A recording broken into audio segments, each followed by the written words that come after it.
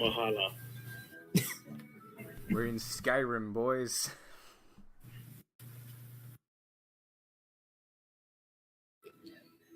Okay, yeah, so next few sessions are going to be a bit weird because the next one's in 3 weeks, not 2, to accommodate for Mark. Yeah, sorry about that. No, it's no problem. Actually, I was going to ask you guys something after the session ends, but we'll get to that later. Anyways, so well, did I just go offline or what?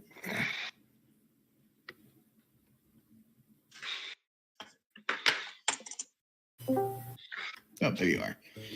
So, to recap, after beginning to escort Miss Alicia Pryor, the cleric, across her supposed vision quest, of which she really didn't know that much, first you guys encountered some goblins, which were easily dispatched or quickly ran away.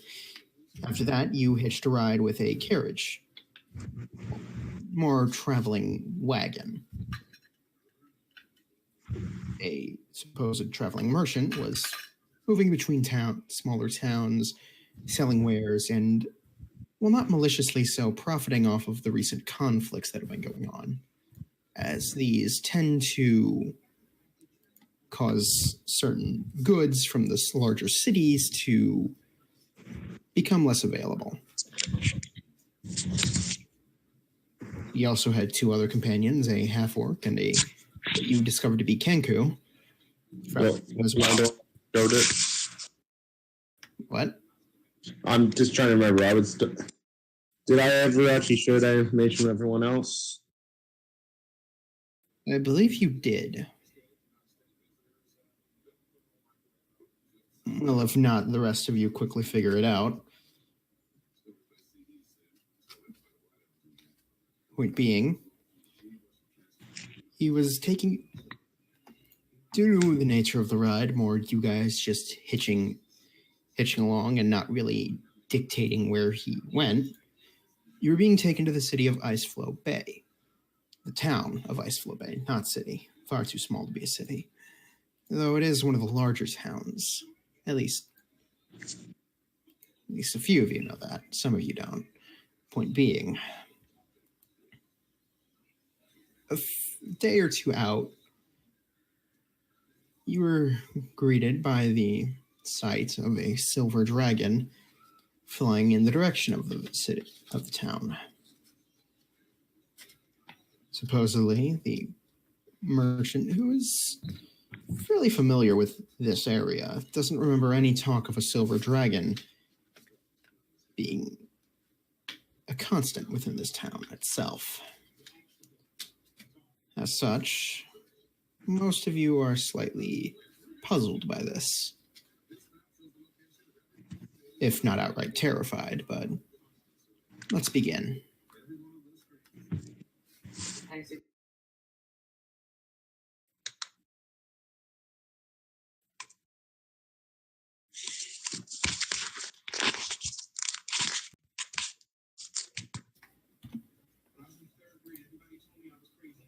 On the road again. Well, the cart just kind of stopped after the dragon flew overhead and most of you panicked.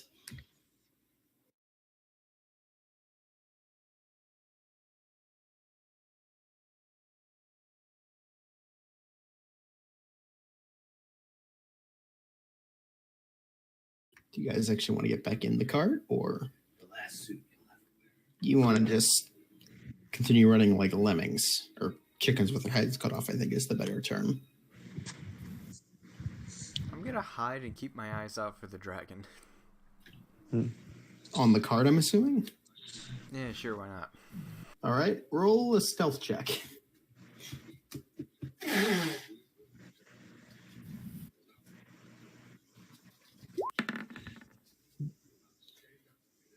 You managed to cover yourself with under a tarp, managing to keep just enough of your head uncovered that you'll be able to keep a good eye on those surroundings. Though for the most part, you are concealed.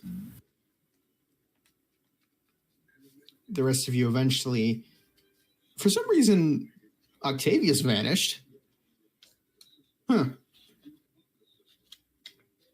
Eventually, the rest of you do manage to calm yourselves down enough to get back on the carts and start moving towards the town again, although a bit more apprehensive. Can I do a quick intelligence check to see if I've heard anything about dragons of that nature? That'd be more a nature check than anything, because this is sort of about animals and such. So roll a nature check.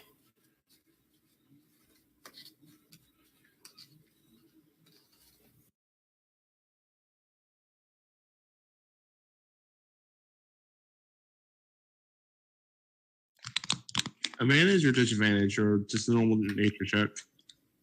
Roll disadvantage, because... Yeah, just roll a disadvantage.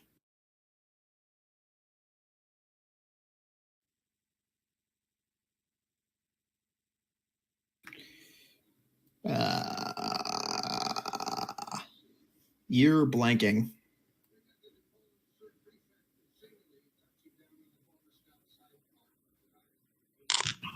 I can already tell how this is going to end up for me.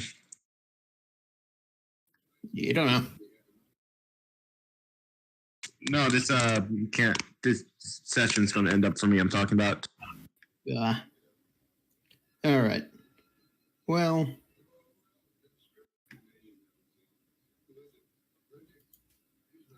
as Promise tries to rack his brain for something he can't remember thinking about in the first place, what do the rest of you do? I'll keep an eye out in case it ever comes back in our direction. All right.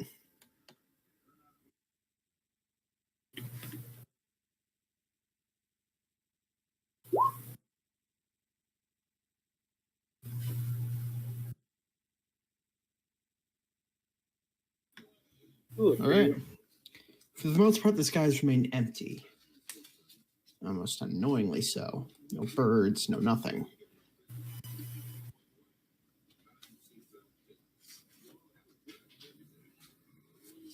So, for the most part, the rest of the trip is passed in silence.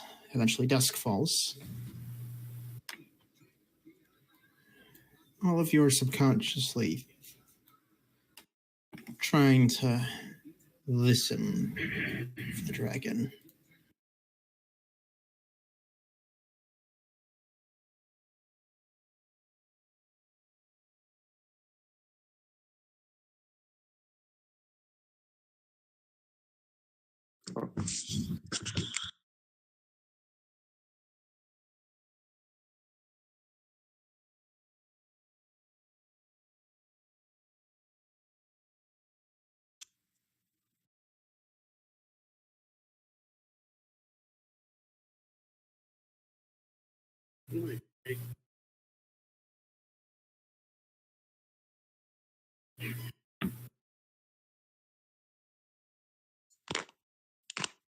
Guess not.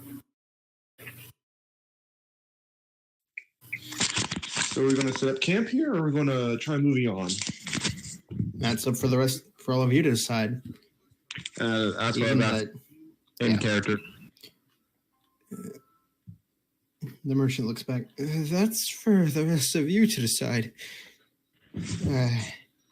If I'm being honest, now more than ever, I really don't want to go to the town.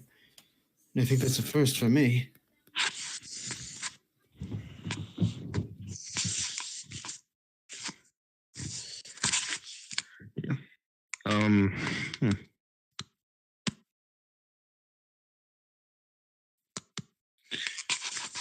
Guess we'll rest here for tonight.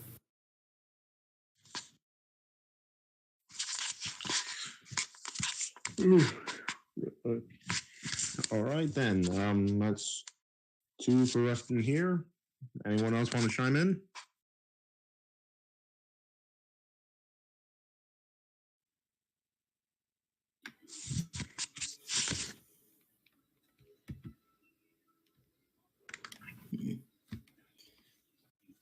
Well, if we're setting up camp, I believe I might have something. He pulls out a spit roast of sorts, sets it up over the fire.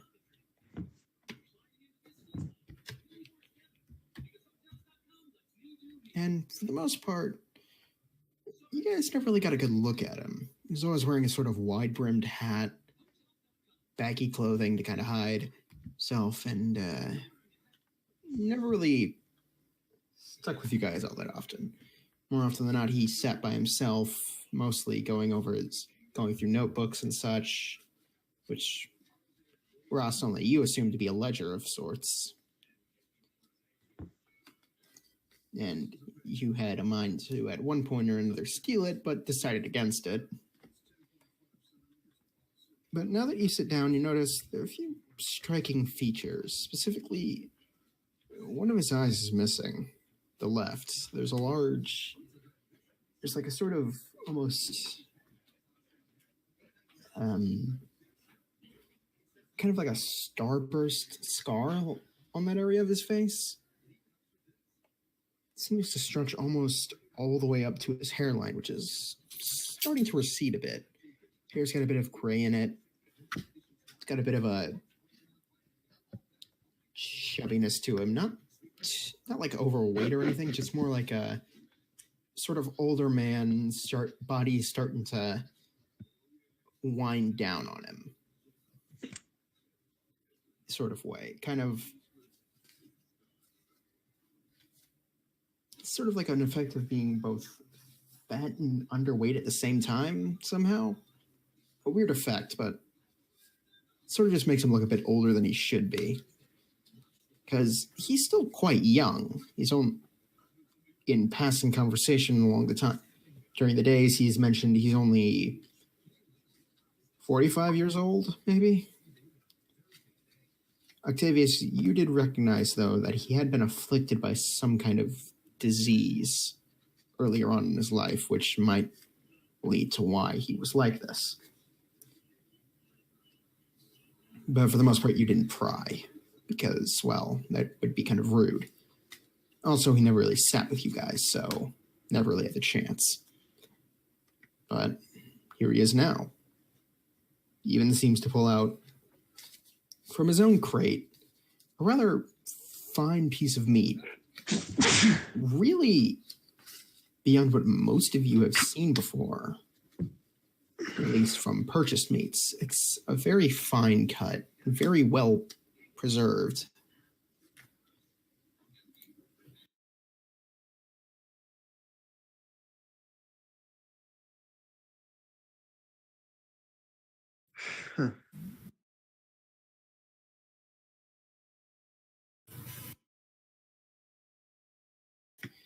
But he eventually starts cooking it, seasons it, and in the past when Alicia had been cooking, it was very well prepared, but there was like no spicing or anything extra to make it taste better. With him, he pulls out the full 9 yards.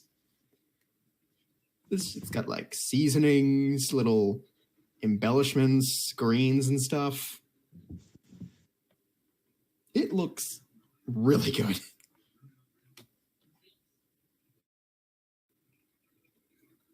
So, when did you learn how to cook like that? Necessity brings about interesting amounts of change, I suppose.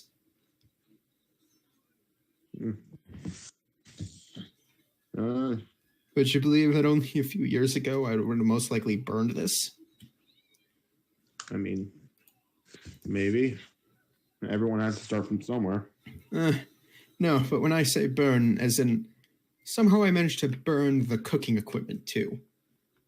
Don't ask me how, I don't know. I just did.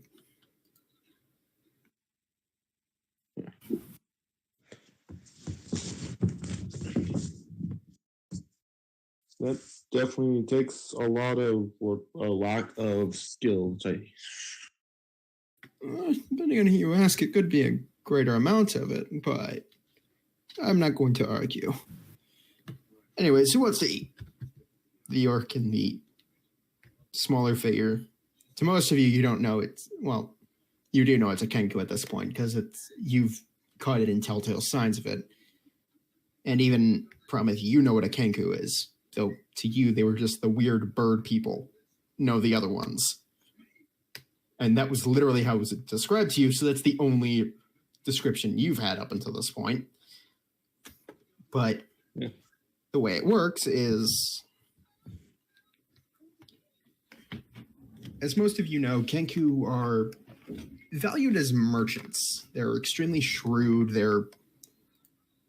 And despite their vocal limitations, they're actually, surprisingly, very good at managing to haggle deals. That isn't Ross. You know Kenku far more personally because your old thieves group employed a few of them, specifically in the tasks of forging items, of forgery or mimicking items. As a skill you know Kenku possess very well is the ability to take an item and produce an almost exact replica of it. Unless it has sort of some form of magical effect, in which case it can't do that. Not without help, but if you want an exact physical copy, Ross, over the years, you've learned, go to a Kenku. Oh, no. I've just learned to do what they do. Yeah, a Kenku actually taught you to forge stuff. Granted, you're not sure if he was teaching you or just was so pissed off with how poor you were doing it beforehand that he just got annoyed with you and taught you. Out of a sense of spite, you think. But you learned. Eventually.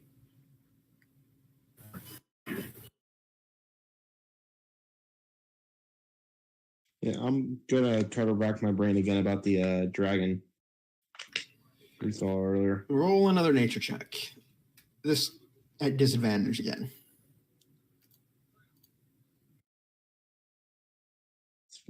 Somehow I get a nat 20 from this. My last. Damn. Okay, you do remember that some people talked about dragons occasionally, but only in like the sort of sense of like tall tales guys told to impress ladies of how they stared down a white dragon with nothing but a pitchfork and their leathers on them. Granted, most of these tales were embellishments and nothing was really factually correct except about certain elements of them. For instance, you've learned over the time that dragons fall into two groups, chromatic and metallic. From what you've heard of the embellishment tales that seem consistent across them, chromatics tend to be more violent, destructive, evil, in a word, where metallics tend to be more across the board, though supposedly they more err on the side of being good. Though, as far as you know, this could all just be local legends. Seeing as how you've never really talked to the subject about the subject with others, you don't really know much beyond that. That dragons fall into two groups, chromatic and metallic, and the one you saw was definitely a silver. Silvers aren't talked about much, at least not in town. All right. The only thing you did get was a sort of phrase that traders sometimes said when they visited town. As hard to pin down as a silver. That was the only phrase you got, really. You don't know why that phrase was circulated, but that's the only phrase. As hard to pin down as a silverback. So, you know. But beyond that, you got nothing. Yeah. You can talk about others with it. Maybe they know more. Yeah. I turned to... I didn't think we would have more experience with it, actually. Off the top of your head, Octavius or Azrael might know more. You don't really trust Ross yet. And Delilah, you think she might know as much as you do. Can I actually roll to see how much I know? Sure, full nature. At regular advantage, because you have your full memory.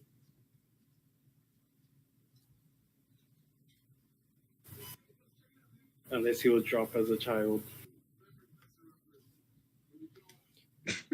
You were dropped as a child once. So the most you know about dragons is, again, that same phrase. Hard to pin down as a silverback. Though you know it has something to do with a dragon's abilities. Specifically in it being able to just pop up in random areas for some reason. As to why? Oh. All you know is that silvers have a phrase surrounding them that revolve around being tricky to pin down to one area. Or tricky to track down. You're not really sure what it meant, but it was a phrase used.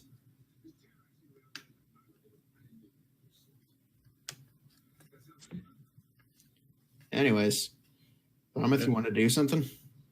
I turn to Azazel and Octavius. Lover boy, weird person. Not very polite to say. I'll say. What's on your mind? How much do you all know about the dragon we saw? I only saw a glimpse of it. This be nature or arcana? Nature. Why are you rolling performance? You hush. Ross likes to whistle around campfires. I know nothing. What dragon? Octavius, What dragon? Octavius, you're blanking for some reason. Dragons aren't real. What's a dragon? Are we sure we didn't see a giant worm? I think we saw a giant worm. Octavius is just going to start talking about flying serpents at some point. No, he's going to start talking about flying spaghetti monsters. Wait, isn't a giant flying worm an enemy? No, worms are traditionally... Delilah, you're... Delilah? Somehow you're less. You pass out at the thought of a dragon. Phrase. Yeah, Delilah, you feel like this coppery, you like try to think really hard about dragons and everything tastes like copper all of a sudden. Asriel, you, as sort of a flight of fancy, you started looking into non-human entities that could obtain near immortality.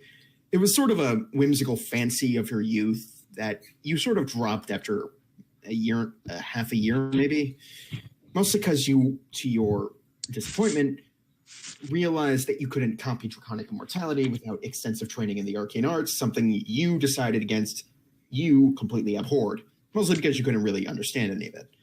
Point being, you learned quite a bit about dragons, draconic lore, their backgrounds, most individual types, and you know quite a bit about silvers. You know the phrase, it's hard to pin down as a silverback, alluding to the fact that silver dragons, more than almost any other dragon, have an affinity for transmogrification magic, or transfiguration magic, I should say. Specifically, they've honed and completely mastered the ability to take on a human form for any length of time, while other dragons have difficulty mastering this ability. To silvers, it's almost innate. Silver dragons would often spend centuries at a time adopting a human persona and living amongst humanity, making friends before disappearing to take care of young, sire offspring, tend to their horde, only to come back in a completely different area, discover their friends are dead, and start anew. Silver dragons are generally seen as nice. Occasionally, one or two will go on a bit of a bent and might start getting a bit rampagey, but that's only if they feel themselves have been wronged or one of their friends has been wronged. And even those situations are rare due to the fact that silvers tend to have pretty long spans of patience. Most importantly, though, silver dragons share a connection with white dragons, meaning to a certain extent they are territorial in nature. Typically, they'll defend the territory they have to the death if they feel threatened, though they more often wish to talk with words rather than violence. I have a question. Yeah? Would 3 of those words be fuss roda? Sadly, no. Let me check the Hebrews to see if there's a class. Let me check something. I'm just saying, like, somebody mentioned Skyrim earlier, and if you read the things, dragons fighting is just debating. Yeah, no. I just saw a comic with that. And in the end, it was the dragon screaming about how cake is better than pie. Or there was an argument over if cake was better than pie, I think it was.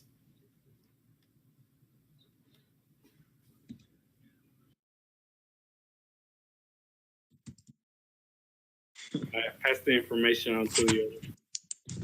So yeah, you learn that silvers tend not to be very violent or aggressive, though there are rare instances where one is if it believes something has been stolen from it, some transgression, a serious one has been committed against it, or not acting would cause the immediate death of either offspring, a close friend, or itself. And even then, it might allow itself to be killed or seriously maimed if it meant that it could protect others. What you doing? So again, silvers are, while somewhat more tricky than other dragons, at least with the metallic colors, What you get? They just sprayed goo in my face. they are Good thing. the most On her stomach. passive in a sense. The least likely to interfere with mortal affairs, Oh, thank at you. least directly. One cookie? Get your cookie. In a human form, anything goes. Yeah. So yeah.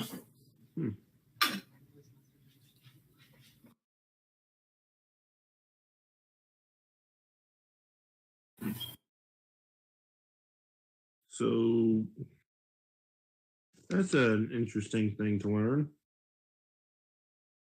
If we learned it. You guys did. Azrael, you have a lot of knowledge stored in your head about this stuff. And you kind of went on a bit of a tangent.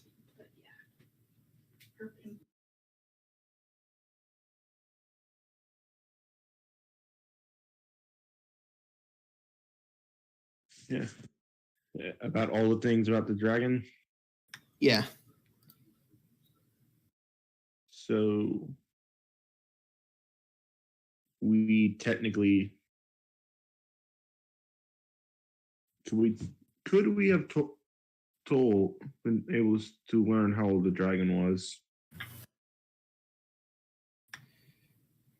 He claimed, based on its size and how fast it was flying, it would either have to be a very old juvenile dragon or a very young adult dragon.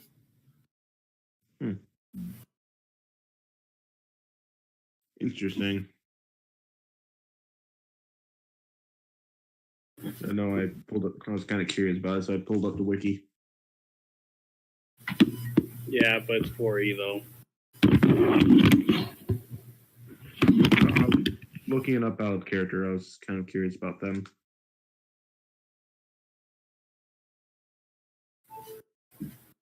Yeah, okay, so silver dragons are often seen as the most friendly and cheerful, and they often assist good creatures when in need. Mm-hmm. That's what it says.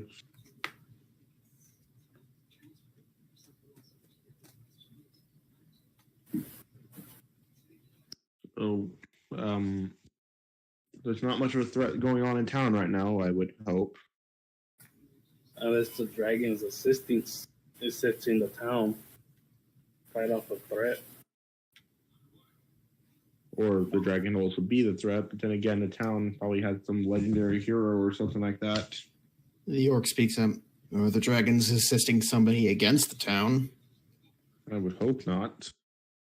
It'd be a terrible use of a dragon. Yeah, if it's a silver, whatever the hell those people did to piss off the friend, must be something real serious. They're the lazier of the bunch. If memory serves, that is.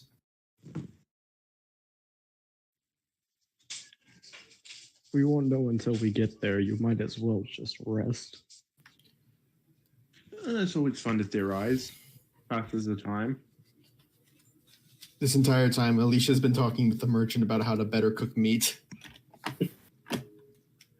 Like, they are somewhat aware of the conversation, but they are just completely absorbed in their own discussion. Ross is going to try and get the nun's attention. Cleric, but Different. yes, one is a woman of the cloth, the other is a woman of metal.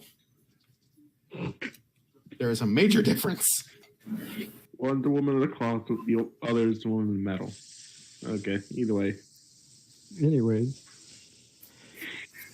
Ross is going to look at her and be like, Nix, so when you get up in the morning to go conjure food from thin air, you mind waking me up? Oh no, I hunt. Ross just laughs. It was a joke about how quiet you are when you leave. Living in an environment where the phrase quiet as a graveyard is sometimes taken quite literally, you learn to be quiet. Wait, what kind of armor? Either way, I would appreciate it if you'd wake me up in the morning. I'll keep that in mind.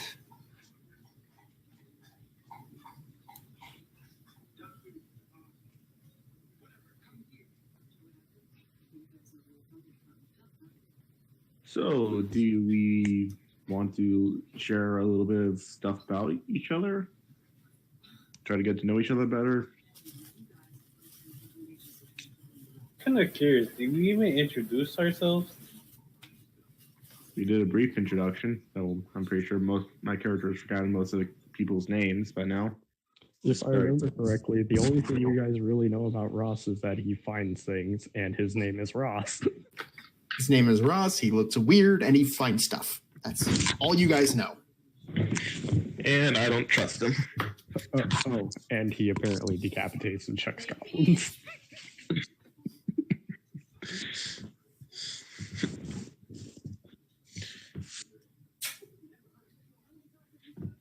So, story about our paths, or at least those of us who have a path? I'm just traveling. And the smaller figure echoes, just traveling. I'm going to make a quick roll insight to see if how much I actually believe of that. Just traveling. If that's okay. Roll insight. Yeah. Which one are you directed against, the orc or the kenku, though? The orc. All right. And For the most part, he's telling the truth, though he seems a bit guarded. Yeah. All right. I mean, I kind of accidentally befriended the Kanku a little bit. So I have no reason not to believe him.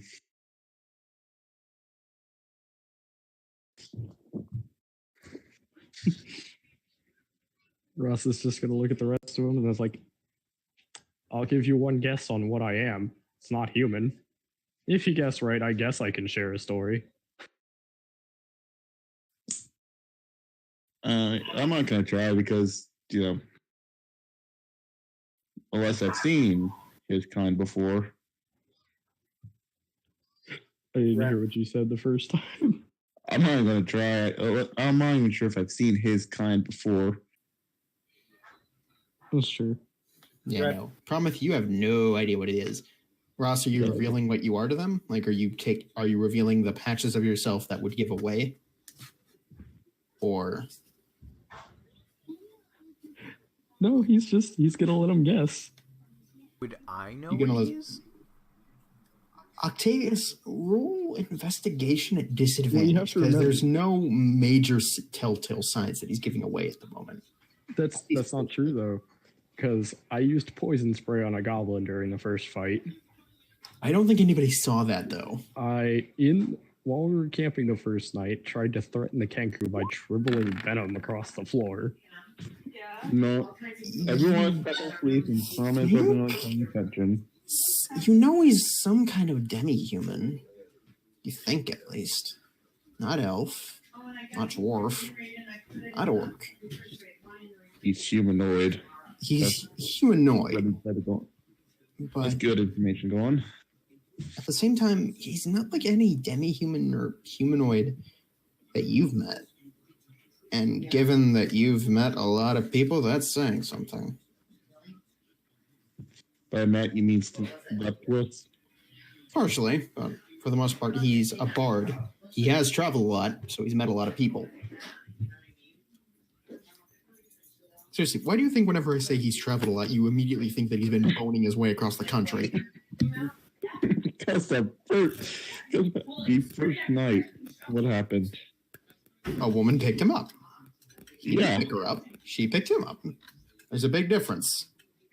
I was not looking. Eric, get it right. That woman's been boning her way across the country, not the other way around.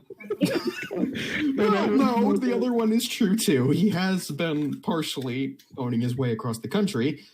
And just the crap I've been giving him the entire time. At least been trying to remember to give him. All right. Anyways, you don't know. Azrael, you're free to guess. Are you really by chance? Roll investigation, just straight investigation. You know, I know you're fast. you know specifically that Ross is what's known as a Yuan-Ti, specifically a Yuan-Ti pureblood, which is confusing terminology given their race's background. Essentially, they're an ancient race of humans who, after being given certain rituals by the god they worshipped, a snake god, they merged their physiology with that of snakes, resulting in varying levels, resulting in a hierarchy based on the certain aspects of that person, of each individual. His subset is known as the purebloods, an odd term given the fact that they prize reptilian snake-like features more than others, and they are nearly human, except for possibly the eye color, their eyes, and maybe patches of scales upon their skin. But you know that Ross is a Yuan-Ti pureblood. Whether you wish to share this information, up to you. Up to you. God. I speak to his mind and tell him if he's a Yuan-Ti. Ross, suddenly something's in your head. Asking you, are you a Yuan-Ti?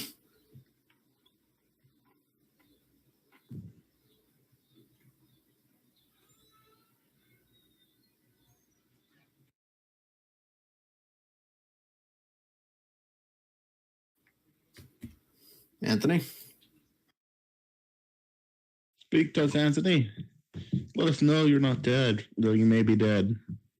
He died by shock. I think he died by that nat 20. I discovered his past and his future. You know everything.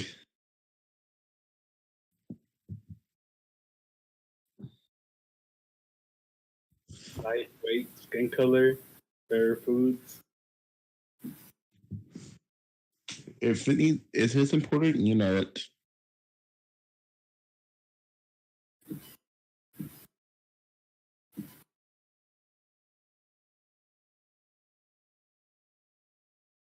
He has to do something with his child. Does that mean you know if his mother is a hamster instead of small with elderberries? Jesus, no. Alright, I'm back. He doesn't know his parents, but Ezreal does know what this guy is. Yeah, that was a terrible joke. Terrible joke.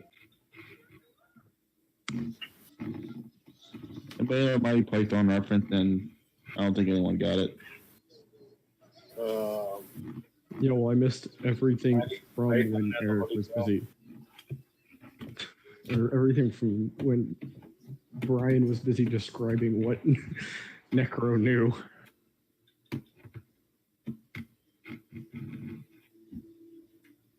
I asked you if you were a Yanti, but through your mind, not actually speaking it. Ross is just gonna nod.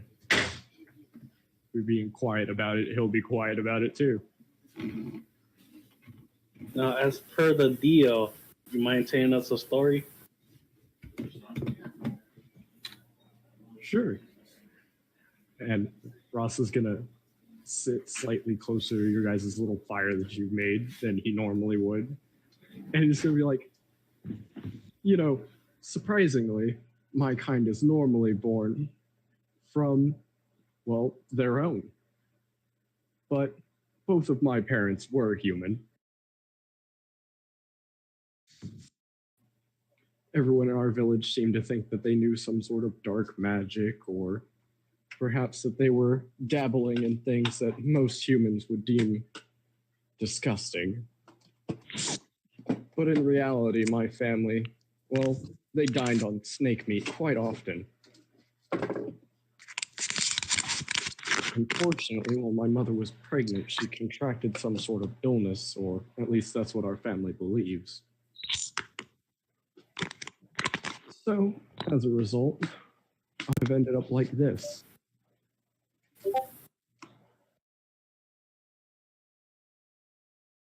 That's quite interesting. The upside for it, though, is that I didn't have to live in that small little village for long. Nobody wanted me there. The downside is I learned to do something not many people like. I learned to find things.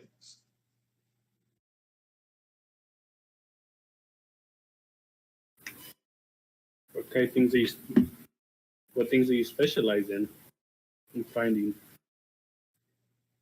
Well, let's say you lose a letter from someone of power, a duke, perhaps a king.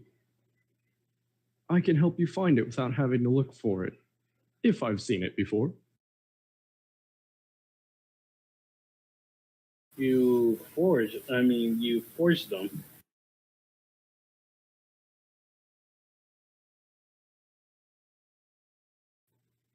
Forgery is rather cruel of a word. Let's go with Copying. recycle. So you don't I actually find recycle things that I've seen for the benefit of others. Make a replacement. What that is? Discussed how it came to be and how forgery is such a bad word. That doesn't sound good. Okay, and what papers are you ruffling? What are you talking about? Your mic keeps going on and off with ruffling paper. That might be my bed.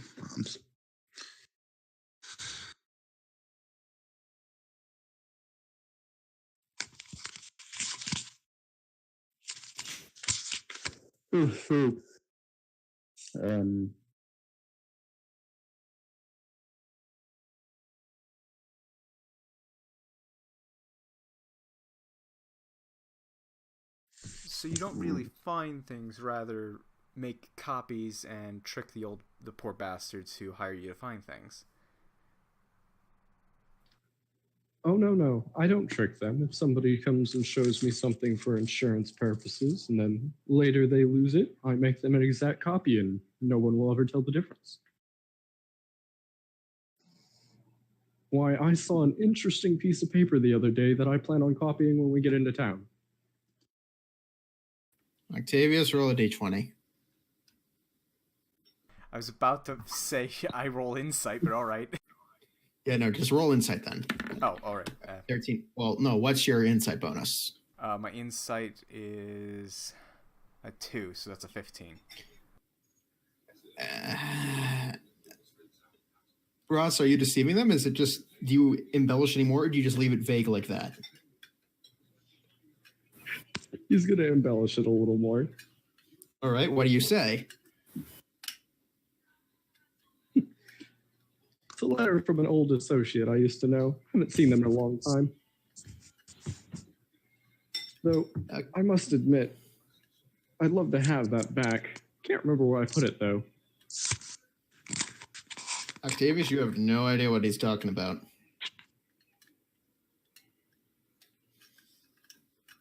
Can I pat myself down and make sure I still have it? Yeah, you do. You gave away where it is. No. I'm a bard who's lived on the road. I can pat all my pockets to know where everything is without having to look at it. You know what Ross. guys do. You just pat your pockets like, okay, there's my keys, there's my phone. I don't say anything, but you know what I mean. Oh no, I'm putting all of it up because if I try and eat some of it now, it'll all disappear.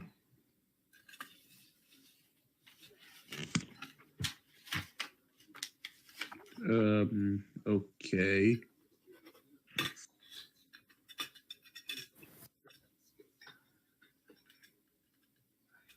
So,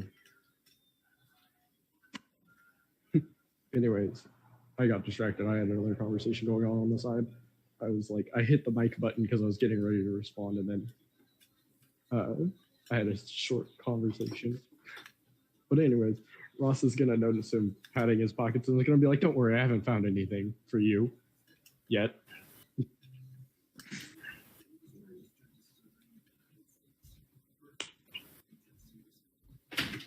I'm just gonna.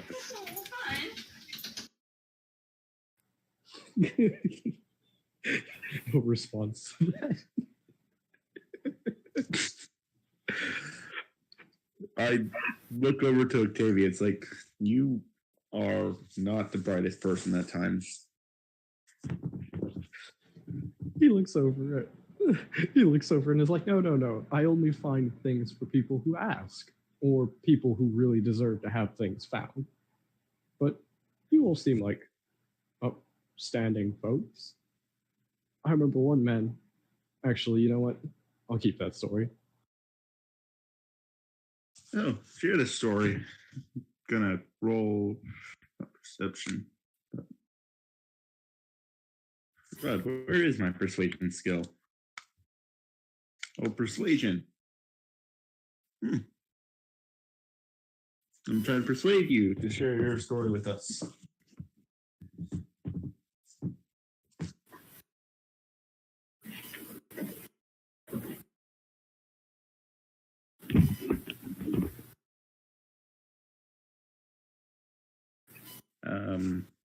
And there's a moment where you cut off his tongue. Damn it. Go on. Tell us your story, friend.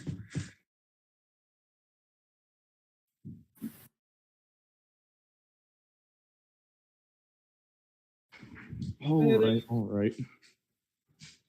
When I was younger, about 12, I met a man.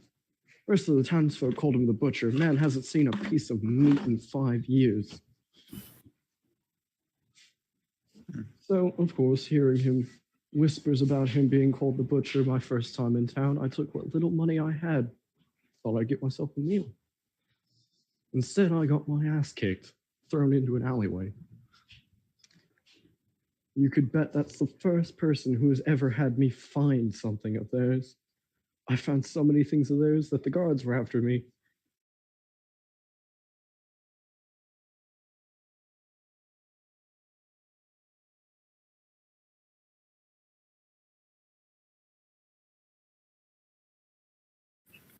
A misplaced pence on the street. Simple copper coin, really. And I found it. I gave it to him without him knowing. They executed him the next week. Afterwards, I heard a lot of stories about him. Apparently, the man butchered half the town overnight one night, throwing a hell of a fit, but they couldn't find any evidence on him. They just knew it was him because, hell, no one else was crazy enough to do it.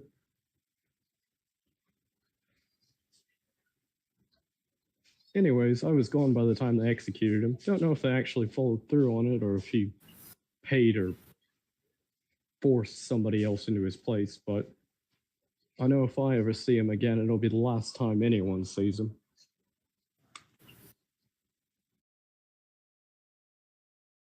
Okay. That's an interesting story there.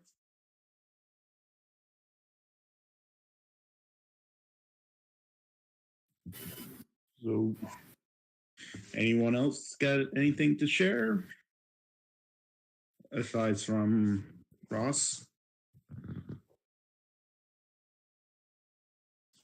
That's all the sharing you'll be getting out of me for a while. Oh, come on. You had fun with it. Fond memories, oh sure. And never fun, but always fun.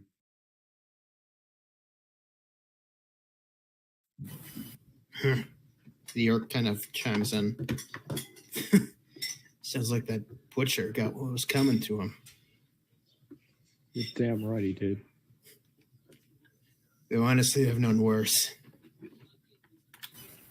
I have too, but those are stories for other times. Well, there's the one who claimed to own my friend here. He kind of motions to the Kenku. Real nasty Did you piece of find work. things for him? No. Well, in a way. I found an axe for a skull. Ah, good man. Real nasty piece of work. I'm fairly certain he was completely insane, too.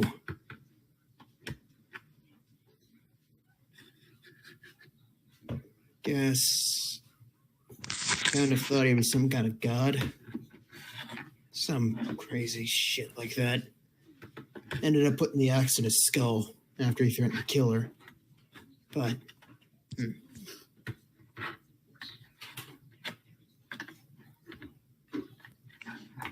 Well, did you know her long before that?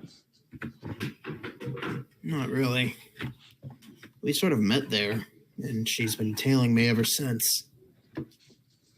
I'm not surprised. You and I bump into each other again, and you need anything, just ask. People like you are the type of people that I actually help. Likewise.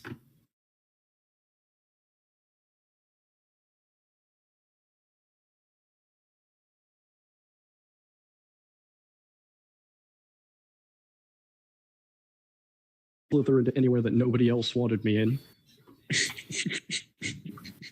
God. This one, and he kind of points to the small creature. This one, well,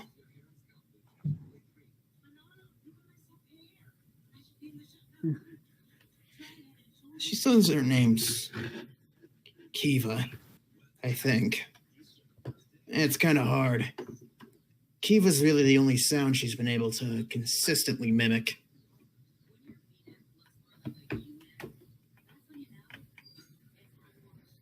Well, unlike our friend here, I don't think I'll pry any further. I actually respect privacy. But like I said, if either of you need anything and we happen to meet each other sometime down the road, just ask. Why is Ross all of a sudden English? I just kind of like that for its character. Yeah, no. That's what I was trying to do the first day. I was just distracted. Literally last week, I had my kid going absolutely nuts all over the house. So, you guys eventually go to bed? Who wants to take first watch? Or do you want to let one of the other three take watch? I'll take first watch. Okay.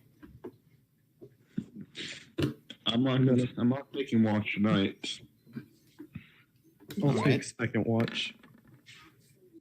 You know, I could take second watch or any of the watches. Well, I mean, there is 3. I'll take there then.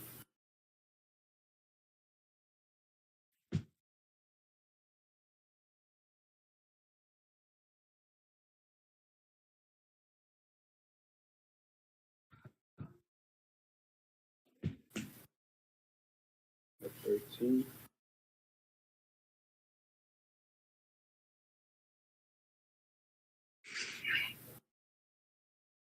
So Necro's taking the first watch, Deadly's taking the second watch, and Octavius is taking last watch. I said I was taking first watch. You got the Sorry, it did. It sounded a lot like Necro. We and him sound nothing alike. and Oh, to me, you sound a lot alike. Why did you sound offended by that? Necro's a pretty decent guy. I wouldn't be offended by that.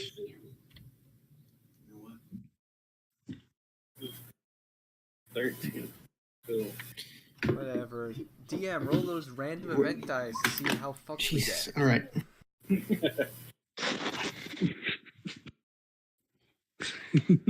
He's gonna roll the random event dice and just get excited. Then it's gonna be second watch, and he's gonna be like, "God damn it, he sees it coming."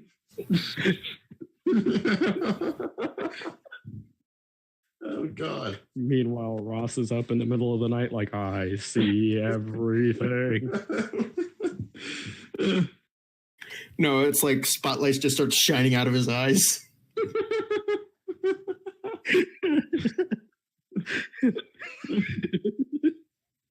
All right.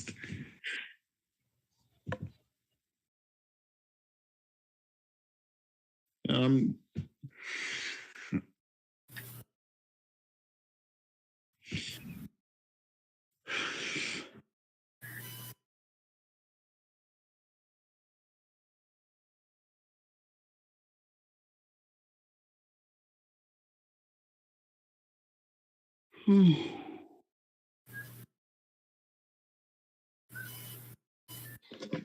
So, how's everyone's week been since Tuesday?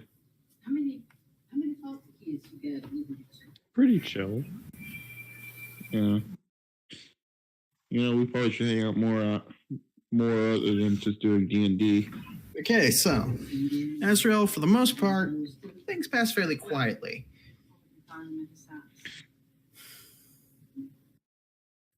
You mean Octavius? Oh, wait. Okay, my bad. Because Mark had first watch. Yeah, so Mark. Necro has last watch. Sorry, I was looking at the most recent number I could see, and that was you. My bad. Octavius, you don't notice anything out of the ordinary. You unconsciously take out the letter. It's a nice remembering that time. You put it away eventually. You go back to watch.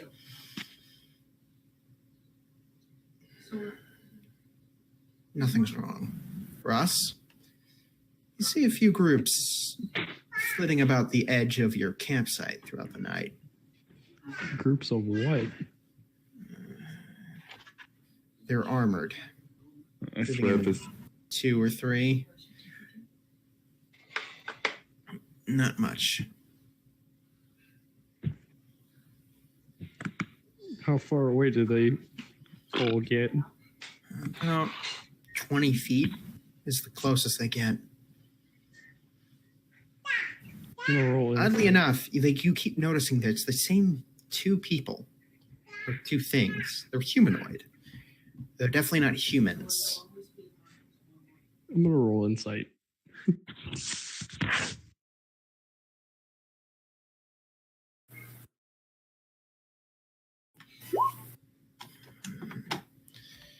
Look, it's either that they're sizing it up for an attack, or they're just skirting the outside to keep close to some kind of firelight. One of the 2. Do we have any spare wood nearby? You're in a forest? No, I mean like already chopped. There's a branch I'm nice, next but to I'm you. not going to be that nice. Calm down. There's a branch next to you. You're not going to be Jamie and light the whole forest on fire.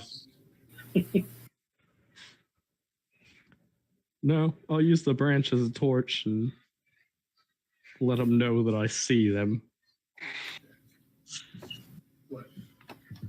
One second. Oh, we got a roll initiative. Not yet.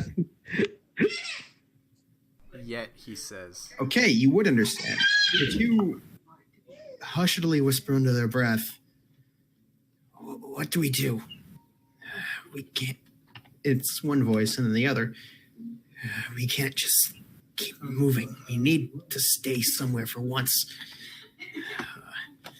We need a What plan. language are they speaking? Goblin. Really?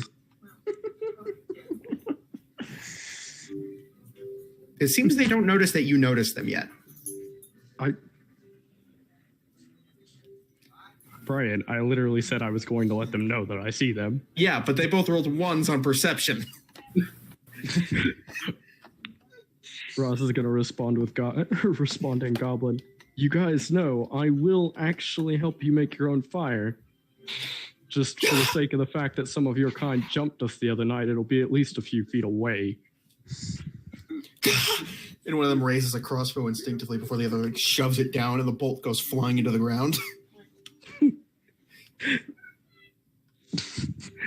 Ross is just going to look at him. Don't worry, I'm not human. I feel more at home with your kind than I do with them normally.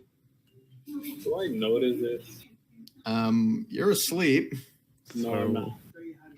Most likely not. I am fully aware of my surroundings and notice any opponents, any enemies, and other events as normal.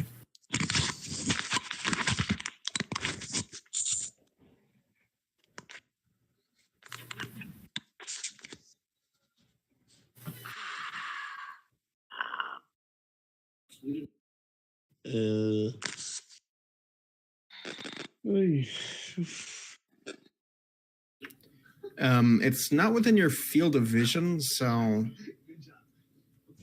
yeah, no, I see that.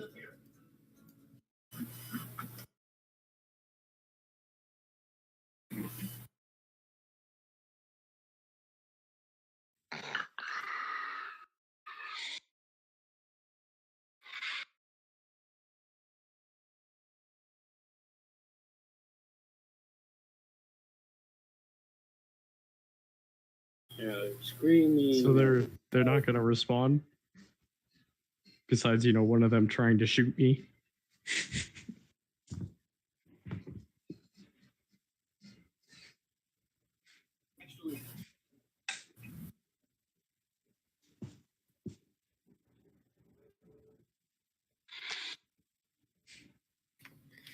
Anyways.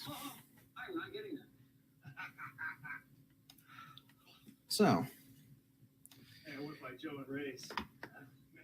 Know that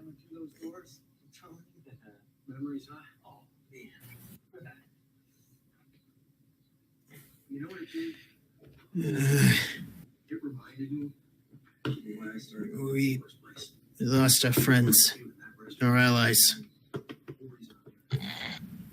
And they're talking to you, Ross. They don't know about Azrael. Do you set up an actual fire for them and sit with them for a while, or? I am, but I'm gonna still keep an eye on the other. Yeah, no, nothing else comes by. Just to make sure. The other two, and they're around the same height as you. One of them is even a few inches shorter. They tuck off their helmets, and they're sort of reddish of skin. They have the pointed ears and the tusks that most goblinoid creatures have, but these are hobgoblins. Oh, nice.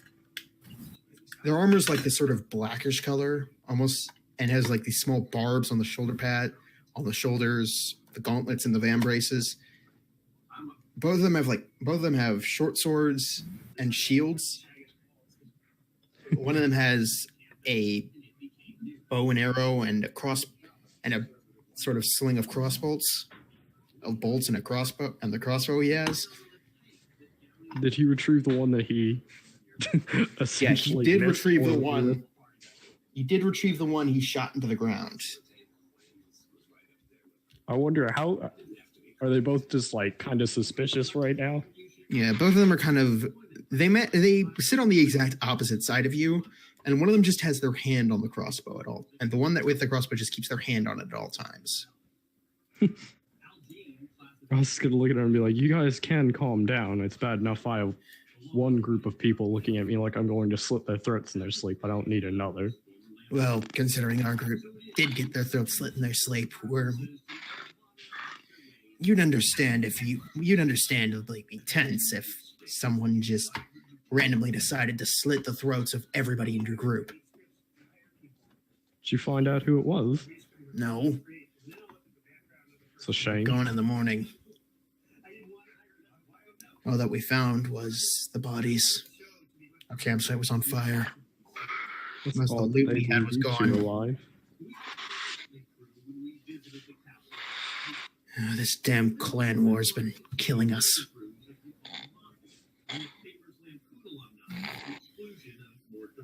Well, you too hungry at all?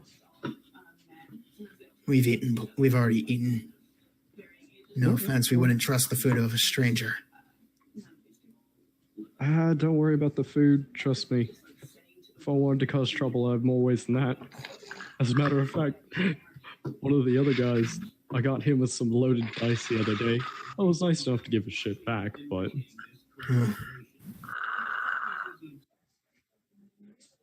They seem like nice enough people, so... We'll leave them alone until they prove otherwise.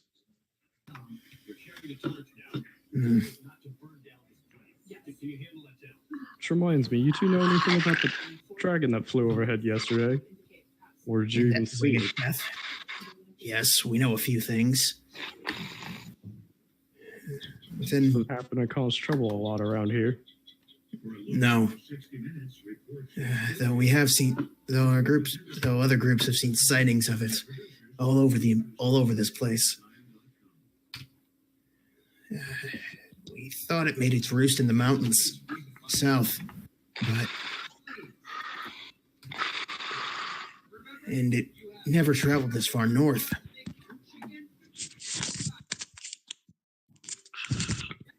It's interesting. I wonder why it would be here now, then.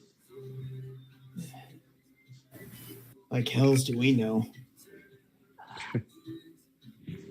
Fair enough.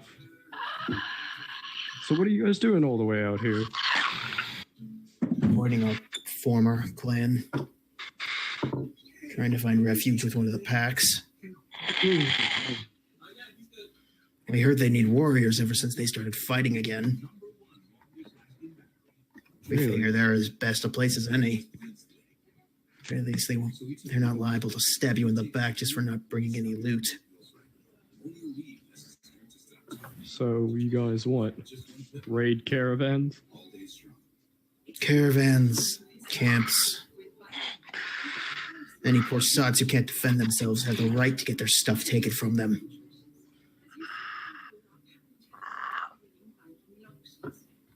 I don't know if I would agree with that, but to each their own, I suppose. We'll have to survive somehow. True, but never mind. You heard anything about any Orcan warlords moving through here? Nothing yet. You notice you have a orc with you. I've only known them since yesterday. Well, actually, no, it has been a few days. Either way, I'd hardly know anything other than his name. What is it? That and the fact that he keeps thinking I'm going to just randomly start murdering everyone at some point during the day. Good disposition to have. What's his name?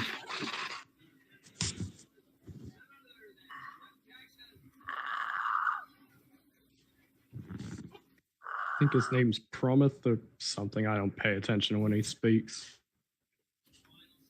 Don't know that name. Okay. If you hear anything about a warlord named Rockfang, yeah, that was it. A warlord named Rockfang. You'd be best to run in the other direction.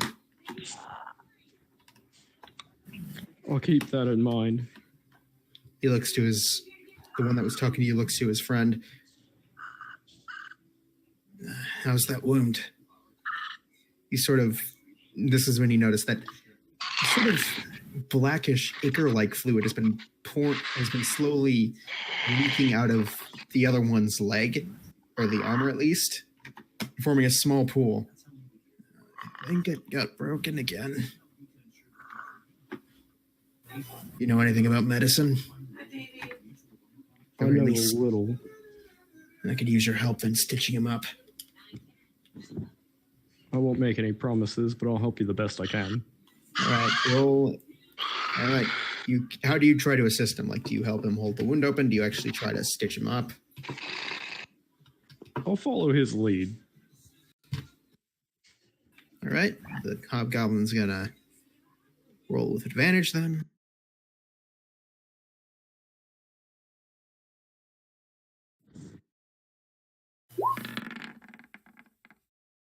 Okay, 20. Nice. Okay. Toki, what are you doing?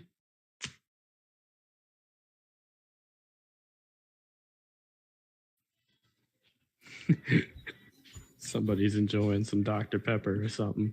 Okay. So.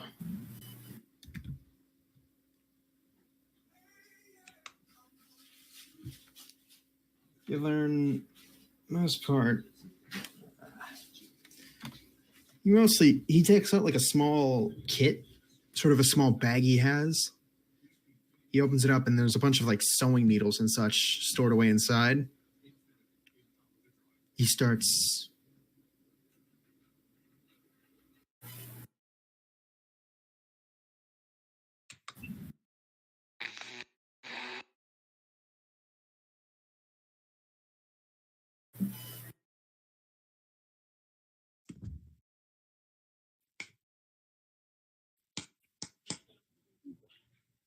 And then... And because... And then. Toki got it. eventually, And we're sleepwalking. he stitches his friend back up. We're gonna get moving. Thank you. If we ever meet again, no, we owe you. Just try not to get yourselves in any trouble. My name's Volk. By Ross. the way. Good It's to meet nice to another. meet you. Good to meet a fellow inhumanoid. Or inhuman. Yeah, well, Stay I bet safe. you don't see many like me around here. Many hordes of us already, or try to kill us. Or don't try to kill us. But yeah. Well, safe travels to you. To you as well. This fire and cover your tracks while you go. Appreciated. He kind of takes his friend over the shoulder and helps him start limping into the forest. All right.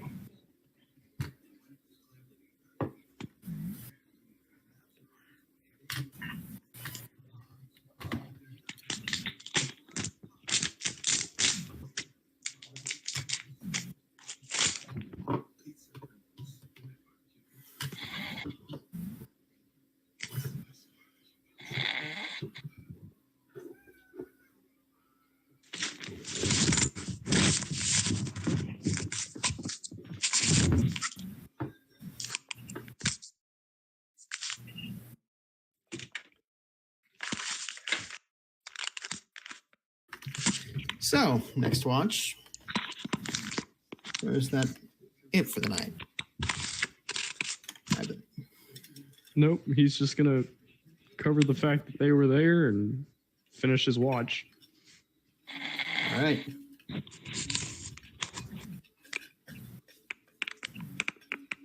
So next up was Necro. Necro. You wake up. You're vaguely aware that Ross went out and interacted with two people. Don't know who they are, don't know what they are. Just know they went off and interacted with people.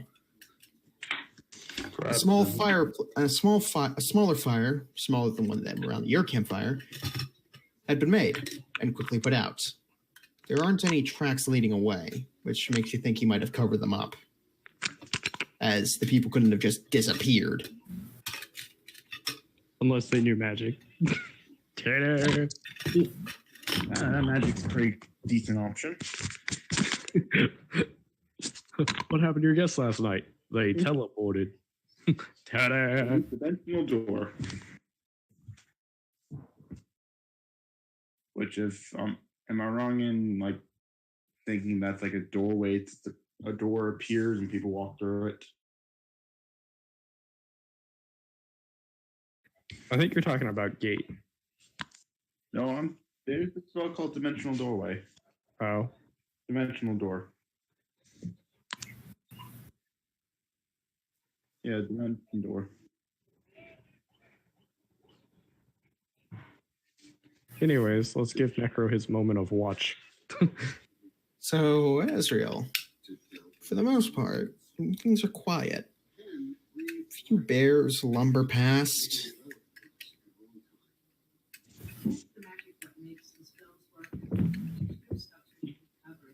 He somehow believes this is the most important subject. I can see America in this subject. People throw around the word national treasure. He actually is that. He has to keep going forever. Giving us so much. The greatest history of the American experience ever. So, okay, seriously, who sounds like they're snoring? Join me, Tom Hanks, for a celebration of the most significant It's Toki, I had to mute him. States today. Ken Burns, Okay, so America's story. everybody.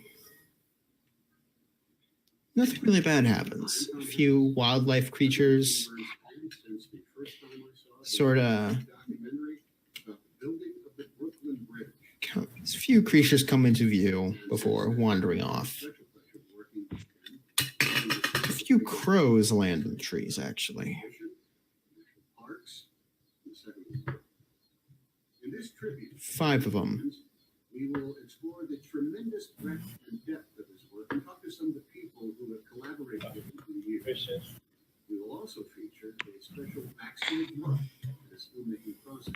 To understand how he makes American history come to life. We'll even get an exclusive.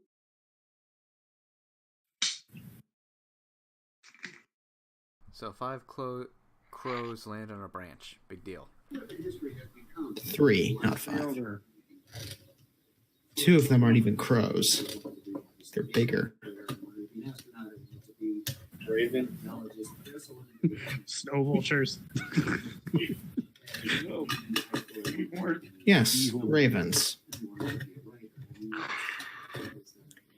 They stay there for about 20 minutes before finally flying off.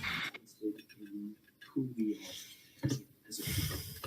Interested in listening to a true, honest, complicated past that's unafraid of controversy So. and tragedy, but equally drawn to those stories and moments that suggest an abiding faith in the human spirit, and particularly the unique role of this remarkable republic.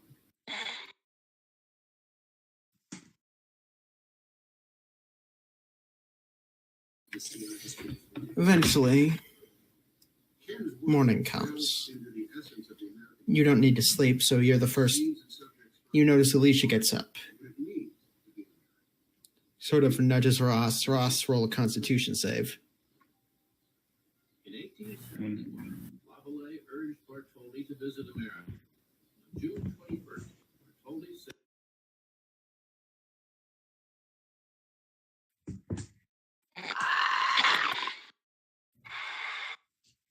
Brian, Yes. did you hear me?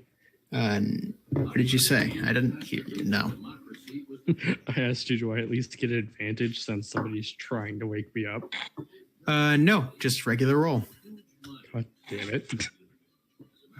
As a matter of fact, having advantage actually hurts you. You wake up. How would having advantage hurt me? If your Constitution save is high enough, you just completely ignore them. This is sort of a thing of your body physically being able to resist the temptation to wake up by somebody else. Okay. Ross is gonna look around, look up at her. Thanks. In American history, it's interesting because he came at this not as a historian, but as someone who's interested in storytelling, in film, in photography. Off to catch breakfast, are you?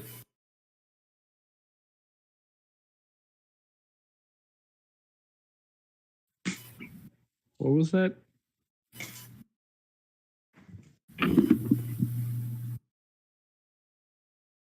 Off to get breakfast, are you?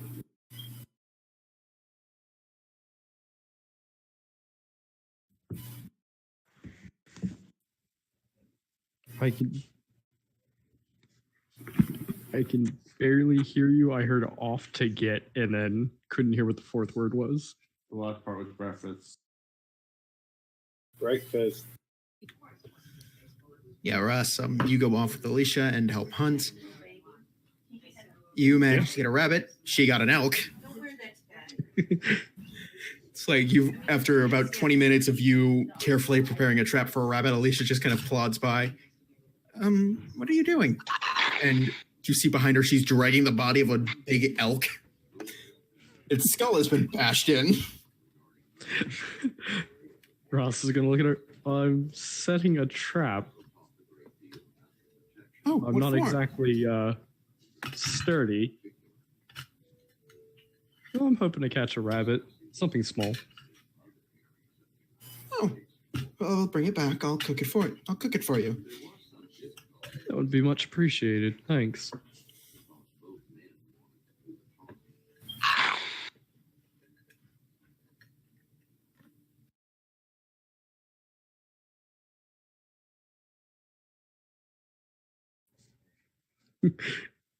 Should the rest of us do Constitution rolls if you wake up first?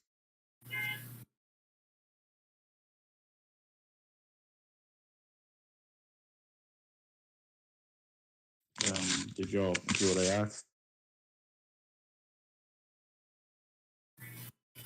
We lost contact. Oh no, not again. Wait, it's never happened before. Why am I saying not again?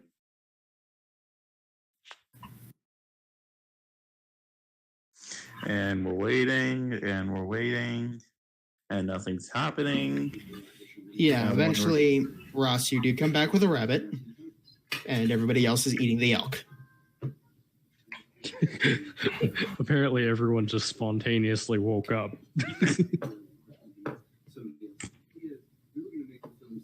What?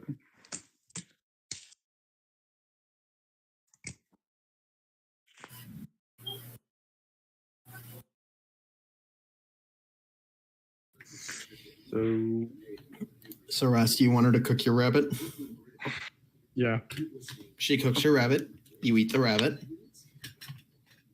Not the bunny rabbit. Yes, the bunny rabbit. It is rabbit season. It's duck season. Damn, I thought it was duck season. I'm not getting into this. Anyways. You're lucky we don't have guns. I have a hand crossbow. It's close enough. Somebody forgot mine. I can walk to another. Well, actually, I have enough gun. I have like 3 Nerf guns in here, so.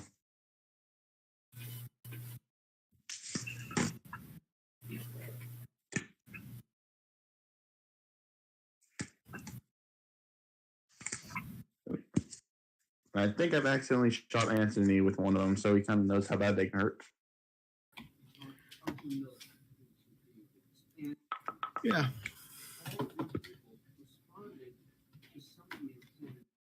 And We're waiting, we're eating, drinking. we're eating. I make sure that the person who hunted the elk gets the elk's heart.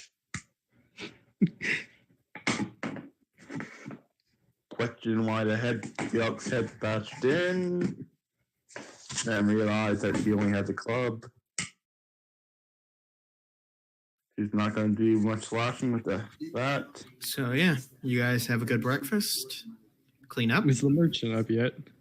Oh yeah, he's up. Yeah, he's up. Do you want to ask him something?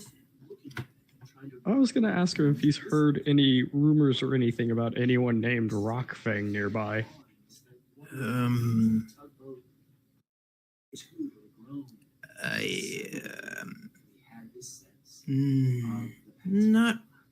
Not that I know of. No. Why do you ask? Traveling with us. What was that, Eric? Don't we have the orc traveling with us too? It's like you guys kind of look at him. Don't look at me. I don't know him. Or her. Or it. We don't know. We don't judge based off that stuff. Ross is like, I saw 2 injured people last night. Said that there was somebody tearing a warpath all around this area by that name. Figured I'd ask and see if he was an actual issue. He might be. I just haven't heard of him. Alright, well, keep an eye out. Wouldn't want you getting into any trouble. Stories are a way of attaching people with the beginning and middle and end to the people who lived before you, your parents, your grandparents, your ancestors. And I think We're going to pack up and get going. all of his films together is the communal story of America. When we talk about the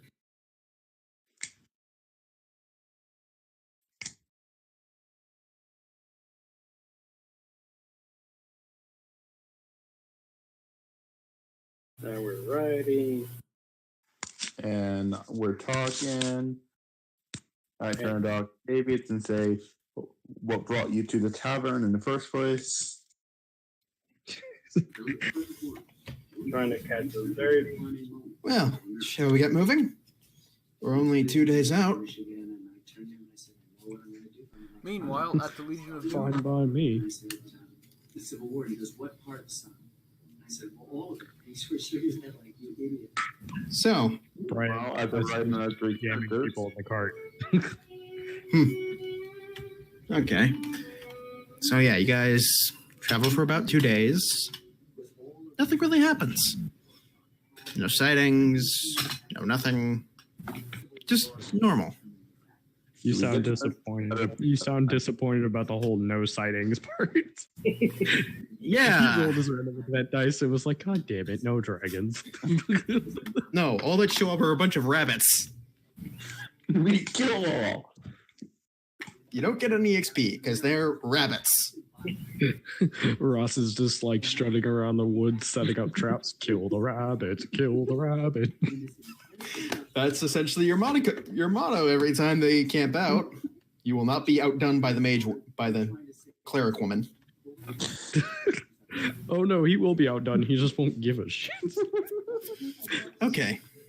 Ross is just happy that somebody else is doing the cooking. Otherwise, he too would damn the food to hell. Okay. So, eventually you guys get to town. It's a fairly nice town. Very different from the last one. Whereas before, everything was sort of this quaint sort of wood and occasional stone bricks. Most of the buildings here are made of stone. Or at the very least, partially made of stone. Most of them have a first floor made of stone and the second floor made of wood. It's a very striking style. There are paved pathways leading throughout the town, and there's even a small port with a few ships docked. The carriage you guys are on, cart. I keep getting those two mixed up. Sorry. The cart you guys hitched a ride on managed to eventually pull up to the inn. The merchant looks back. I assume this is where you guys are getting off? yep, I hop off. Indeed. And Ross is going to try and give him a gold coin. Thank you. He takes the gold coin appreciatively. And watch. Long forms of- I climb off. This ain't my stop, but I'll get off for here. Well, Choose for the and he kind of looks at the orc and the kenku. You guys staying on? Yeah, might as well. Safe travels, you lot. Thank you for the ride. The kenku comes out. Safe travels. I wave goodbye to Kenku. It sort of mimics the wave back. Unsure if that was like what it meant, but You don't know. I don't know. I'm not kidding. And the inside is this very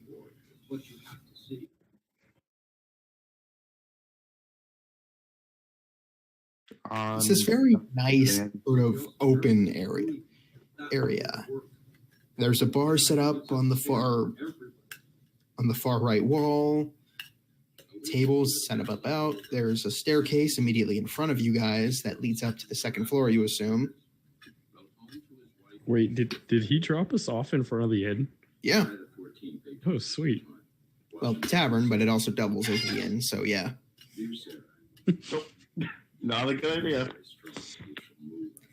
Anyways, there are a few open seats.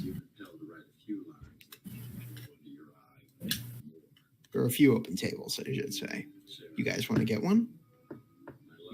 Can I notice what the bartender is? Human, male. Oh. Well, Disappointed. Can I look around and see if I can find a shop where I can get some paper and some ink? Sure, you find the general store. It's a smaller establishment, one-story, sort of brick and mortar type place. I'm gonna get all the items I may need for forging soon: wax, ink, paper, a quill. And you do. The shop is owned by an older individual who questions, what purpose do you need these for? Ross looks at him. Is a man not allowed to write letters? Oh, it's just usually the ink spot by those who need to write letters for the more fancy types. Apologies for asking. It's just needed for posterity's sake. That'll be 5 gold. It'll be what? Oh, looking at prices. 5 silver, not gold, God. Yeah, this isn't If I remember the correctly, I've keeper. only got 2 gold left. It's only 5 silver for everything. The Sullivan Blue Letter has been called the emotional center of King Burn's civil And the paper's the paper's decent quality. It's not anything fancy. It's just it's parchment that it's parchment that won't fall apart. That's about it. It's parchment best rated by Shrek. That'll do, donkey. That'll do. Yeah. Anyways, you head back to the inn. The rest of you have been settled in. You've gotten food, drinks. I'm gonna talk to the innkeeper or barkeeper, if they're the same person, to try to get us free room and board for performing. I leave to go find someone who could possibly try and identify which, if I remember, it's the clans that make the townsmen, right? You do remember talking about the clans. So yeah. I'm actually trying to dive in my memory about it right now. Roll a history check at disadvantage. No, because I showed it to the what's his face, and he said something about them. I'm actually out of character trying to remember that right now. Oh yeah, so there are. It's known as the Iceblood Pack, a coalition of 3 clans that, at one point or another, may have been at war with each other, that have united against the Imperium itself, mostly to keep their land from being taken from them by force. Over the years, they have made a series of uneasy alliances and treaties. treaties and alliances which appear to have been broken recently as fighting has once again started. I have a question, Brian. Oh, Yeah? never mind. Sorry, you were trying to say, I'm actually trying to remember what happened when I showed the merchant to tell The talisman appeared to be of clan origin. all right. What clan it was from, and whether it's from the pack or from another clan somewhere throughout Galroon, he wasn't sure. But it was definitely of sort of outlander origin, basically. Yeah, I'm gonna lead in and try to find someone that could identify it.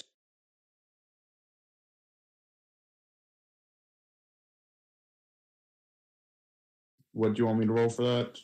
History. History, all right. And what are you essentially trying to find here? Just to be clear. Just someone who could that represents the clan within the city. First off, you're in the town. Or in the town. Okay, yeah. So in that case, roll investigation, not history. All right.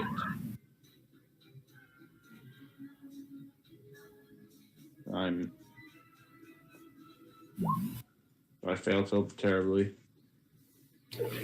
You cannot find any such person within this town. Do I at least hear a rumor of someone around? Rumors of someone maybe close to town like that? Actually, I want to roll investigation again to see if I can't find out where they could be possibly located. Am I allowed to do that?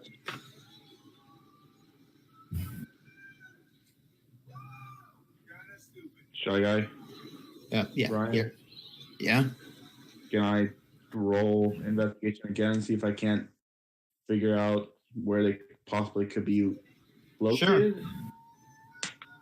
Yeah, sure. Roll investigation. I have They're 11. probably nowhere in any of the major cities. Towns would be usually the place where they'd be.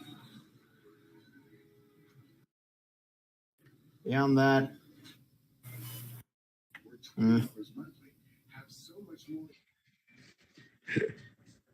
I was going to ask real quick, would any of my former guild potentially be running in this town? you can certainly try and find them. What would I roll for that? Investigation. With advantage, because you know what you're looking for specifically.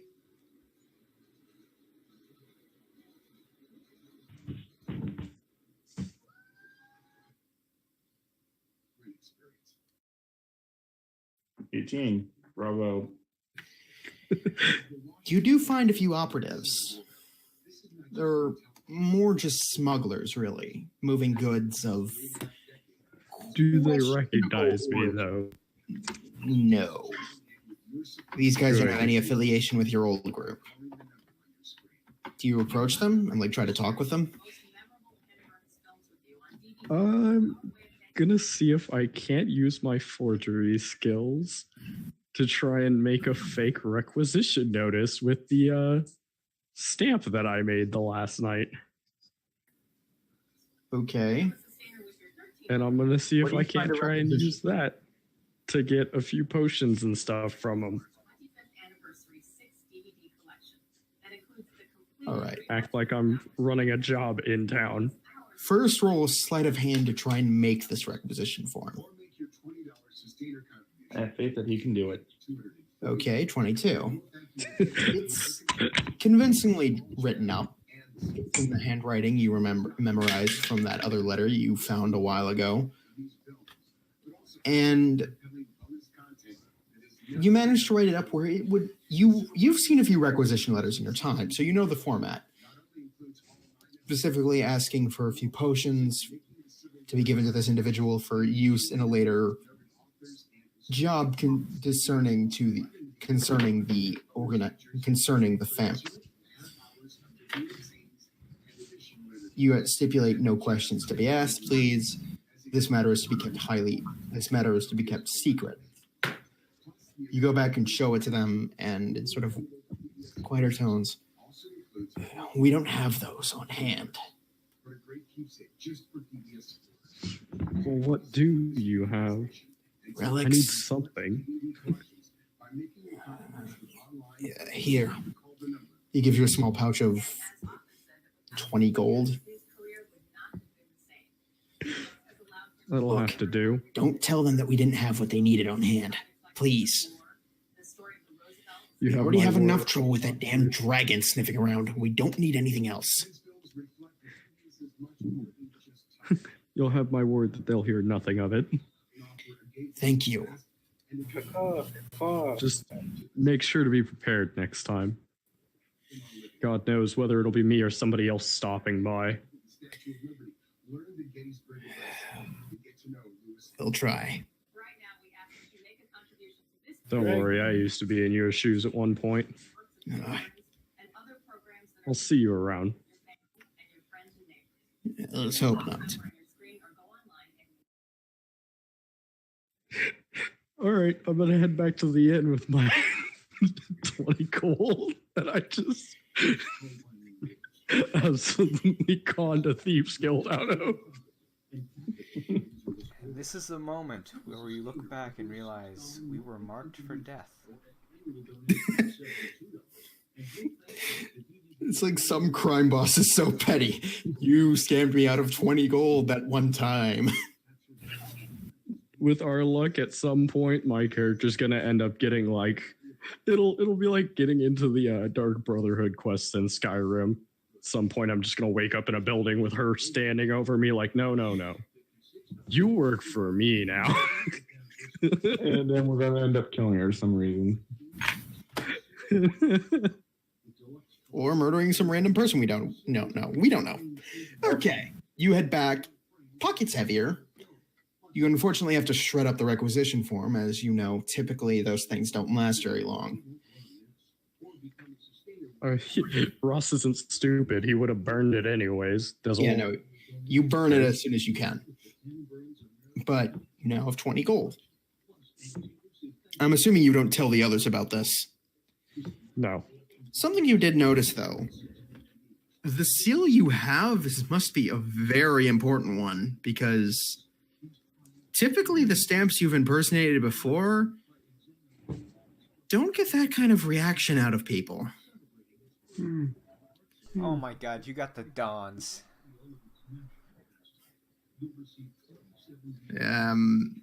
Or someone closely related to them. Either way, you got a pretty important looking seal, apparently. Anyways. I now have my own stamp that I made, which means there's eventually no it'll ties start on where showing that wear stamp and tear. came from. Yeah, eventually it'll show wear and tear, or somebody might learn about you using these fake requisition forms. Who knows? Anyway. I mean, either way, the only trail my character's left is some general store merchant and buying some paper and ink. Yeah, no. So Anyway. either way, it is a pretty flimsy trail. Point being, Ross is a happy man. He's made coin today. And Fromith is a very depressed person. He couldn't find more about himself.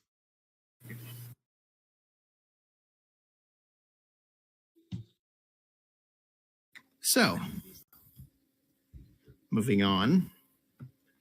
You guys catch wind that apparently a silver dragon came because it had lost some kind of relic important to it.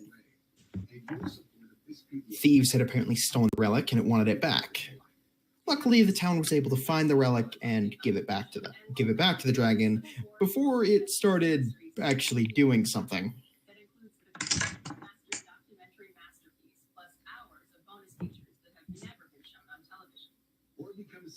Yeah, that's good. Slightly upsetting for you guys because that means you don't have any sort of source of income. I'm just gonna do my previous first job I ever remember having. Can I roll sleight of hand to just see if I can make more money playing dice in the tavern? Roll at disadvantage because there's a few games because most of the games are poker or cards. You can roll at regular advantage if you just want to play straight. Well, that is what I was planning on doing. All right. Roll to try and play cards. You make an I get additional all 10. the money. You make an additional 10 gold. Winnings were kind of low that evening.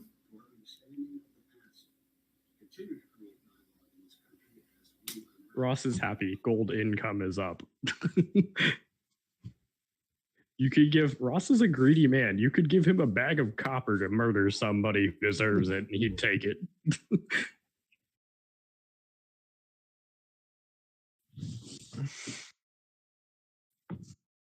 Yeah. I offer my services as a intimidating man in a corner to the barkeep. I already got one, but the extra help is appreciated. I work out so how little are you willing to pay for it?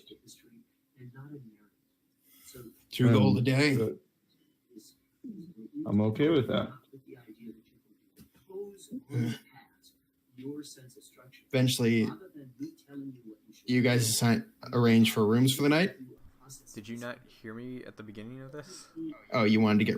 Sorry, I was focusing on the others.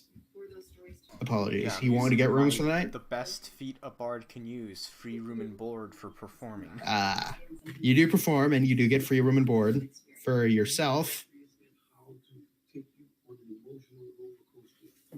Thankfully, these are like 2 bedrooms, basically.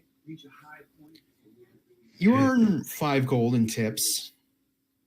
Ross is gonna get a room, but he's gonna just spend most of the night either passed out in the room or drinking downstairs after his dice. Yeah, Or cards. You just... Yeah, most of the time you just spent passed out in the room.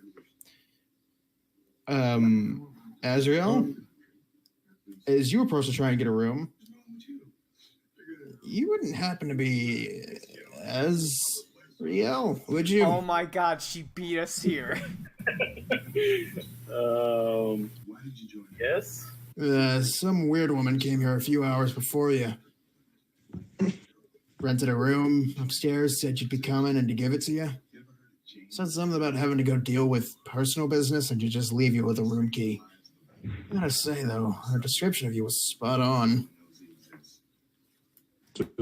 Oh, please tell me what her description of Delilah was. Just, I gotta hear this. She said, man, small of stature, with an eye patch, or rather a mask covering most of their eye.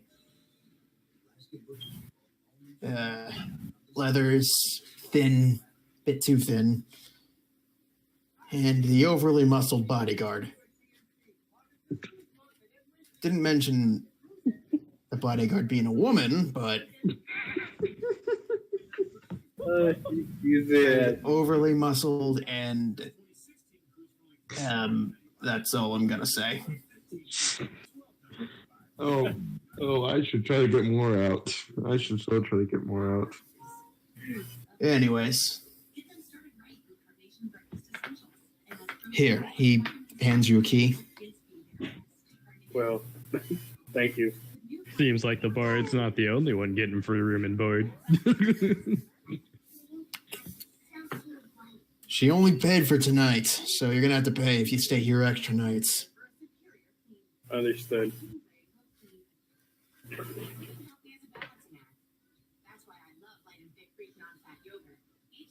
Huh.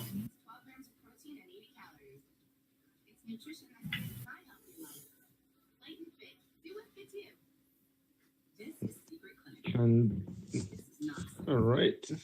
So, does anything happen while I'm helping watch the bar? Aside from there's a passed out drunk Ross around somewhere? No, I passed out in my room. Yeah. I don't know what else you could be doing before you pass out in your room. So, Oh no, Ross is smart. He would have passed out in his room with a hand crossbow. He just conned multiple people today. Octavius, roll charisma check. Oh God. So, another woman would be. I am a bard. Nope. It'd be even better if it was a man. You're off your game tonight.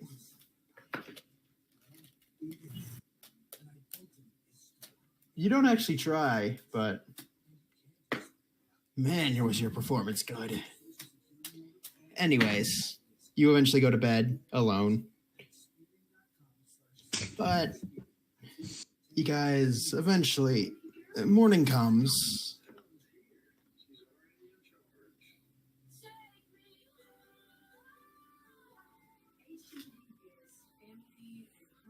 Morning comes and we're waiting and we're waiting. Guys, everybody roll constitution checks to see who wakes up first.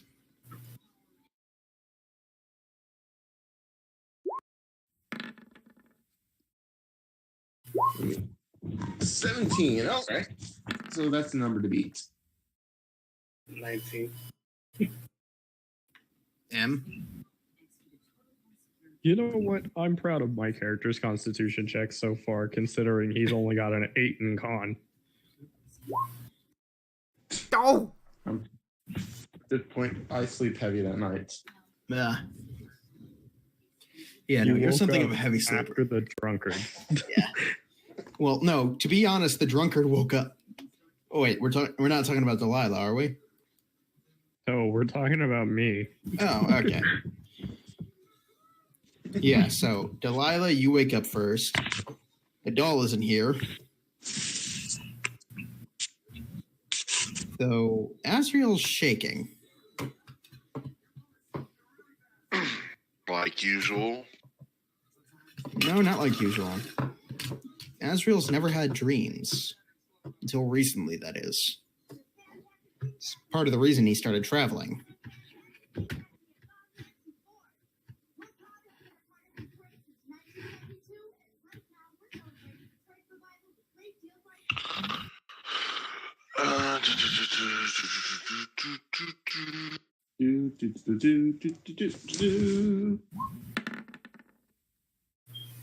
Perception of 15. I'm sniffing him.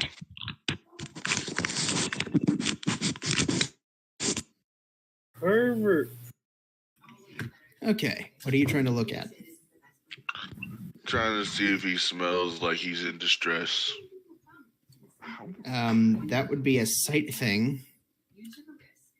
But You do realize I'm part animal. I can smell his hormones. yeah, no, and Azrael's not really human. He's not normal. Hey, Ryan, take over after you leave for a minute. Okay.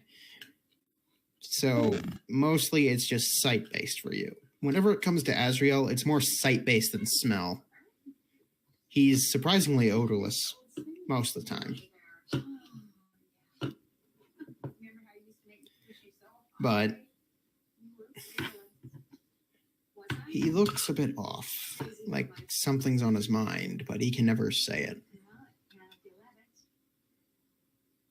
I'm gonna go change my kid real quick. Okay.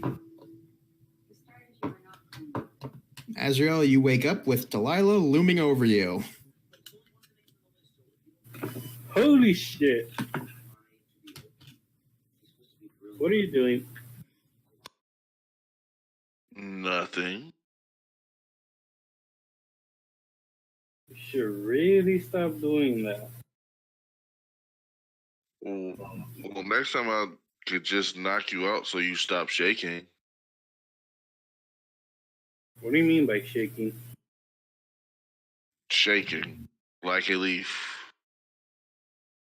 I was shaking. Which is weird, because you're under the covers.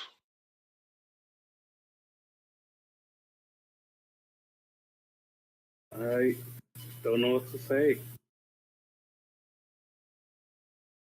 Thank you, Delilah, for not punching me in the face several times till I stopped moving. You know, if you do that, you'd be hunted down. Eh.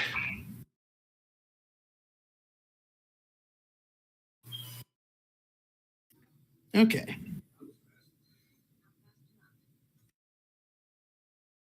We get up, we refresh ourselves.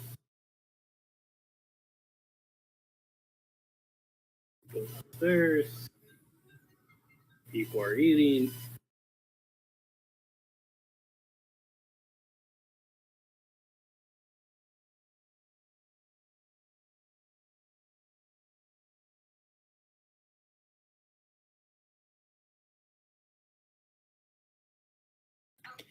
Okay, so after that little powwow, Ross, you wake up. Oh, wait, no, it's Octavius wakes up. Octavius, you wake up and generally everything's all right.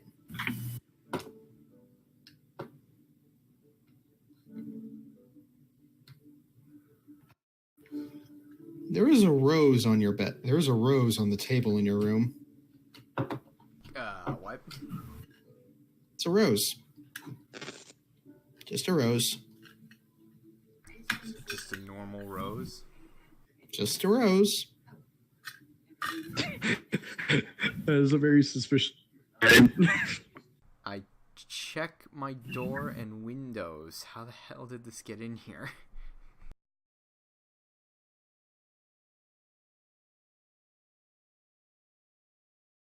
Did I hit the wrong button? What did you need? I was gonna check the door and windows to see how this could have gotten in here. Door's locked. Windows are closed. It was either magic or somebody's trying to help you find things. I guess I smell the rose. Smells nice.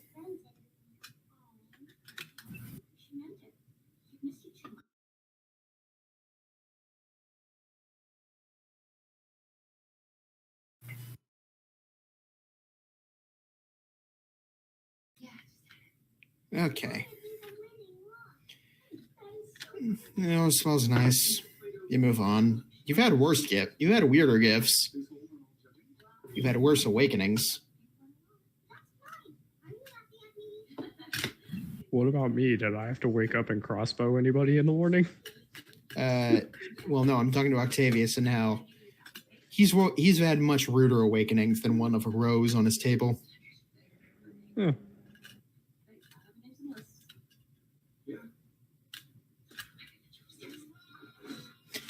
And afterwards, Ross, you wake up. You got a headache. Yeah. Also, there's a letter under your doorstep. I'm going to very carefully pick it up. It's got a seal, similar to one you've seen. But not the one that I have.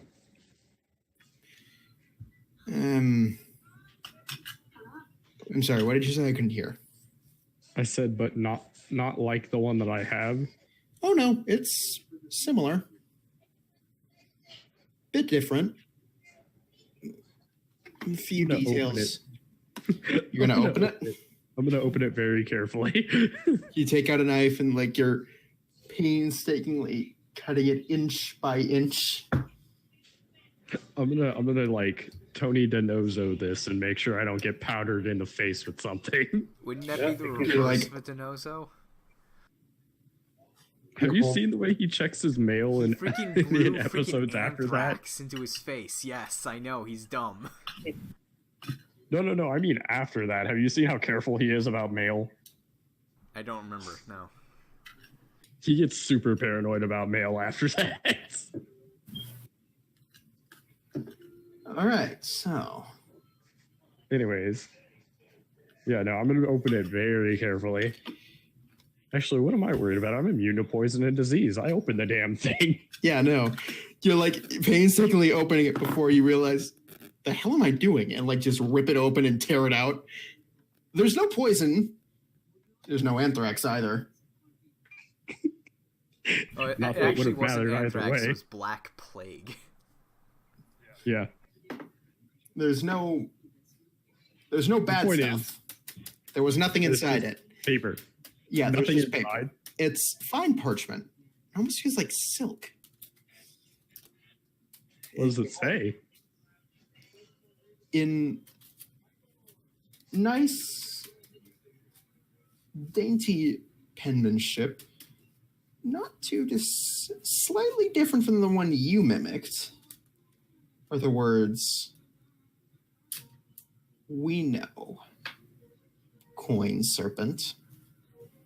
Does it have a black hand on it? No, it does not have the black hand. Instead embellished is a snake with a single gold piece in its mouth.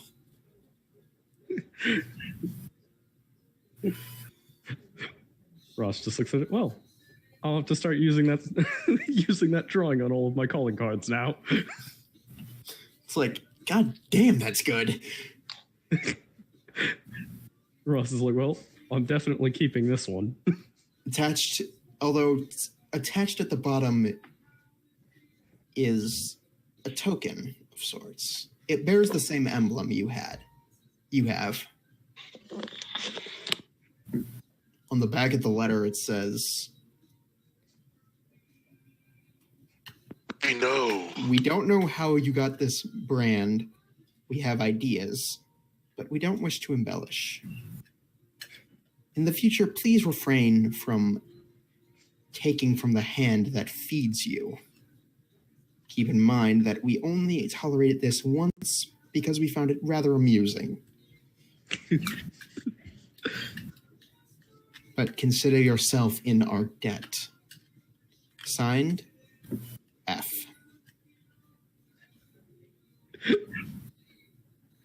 You're working for the Thieves Guild now, boy.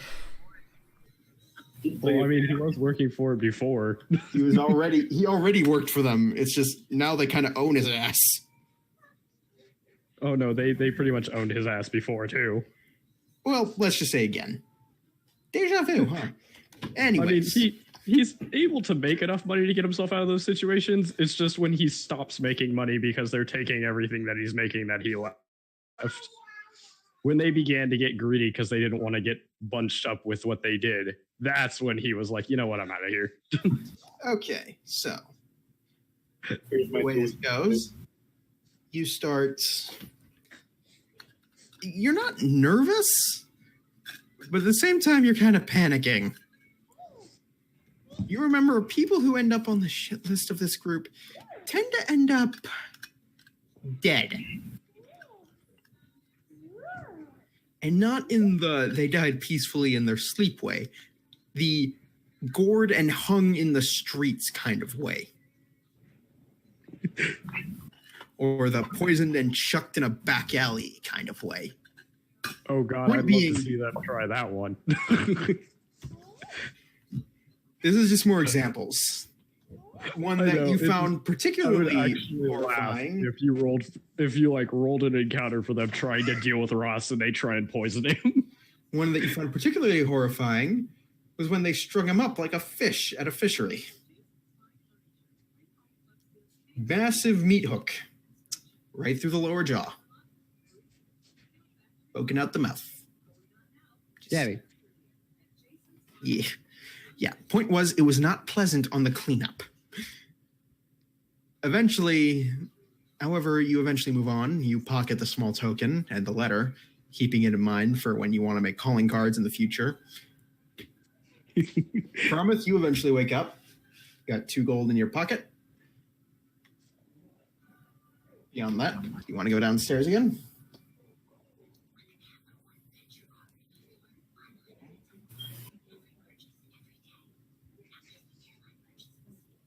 Not here. Yeah, remember Eric left you in charge of his character because he had to do something? Oh, yeah, my bad. He wakes up and comes downstairs,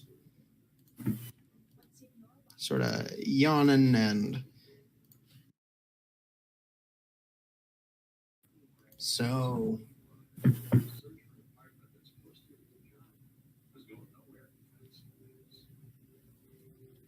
Eventually, you all sort of come downstairs. Alicia wakes up. Her morning's nice.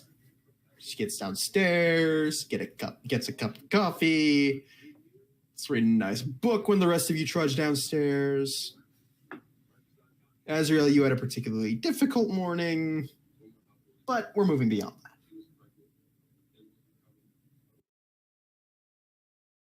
that. Ross is gonna look at Alicia and just be like, so. And she looks immaculate, by the way. Well, I need to check in. There's a small sect of the church. There's a small church here that I need to check in on, get a few supplies, ingredients for certain potions and such. So I believe we'll have the day. You should have the day to yourselves. That's nice. I'll try if I need some motive of transportation. That would be greatly appreciated. Can I do a check to see if anyone else had a strange morning? You could ask. Roll investigation. That depends. Azrael, do you consider Delilah waking up with you about 6 inches from your face strange? Yes. You know Azrael had a weird morning. Ross, would you be at all inclined to include the letter? What do you mean? Ross did not have a weird morning.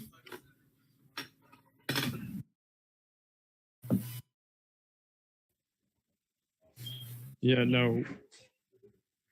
Ross is not quite as emotional as normal people. He tries to pretend he is, but that letter to him would have been more of a you've been employed notice than a threat.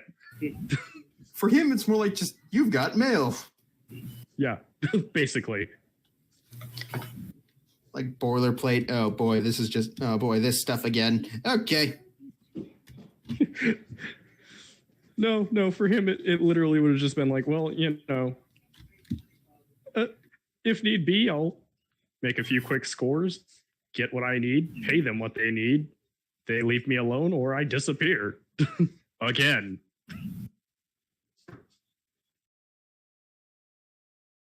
Okay. Speaking of which, if Ross is going to be here, he's going to spend most of the day scoping places out. Okay, you scope places out.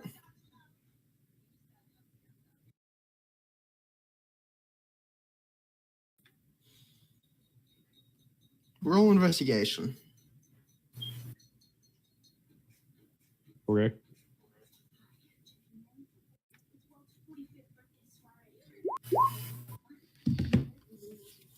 You don't find any particularly. Didn't find anything good.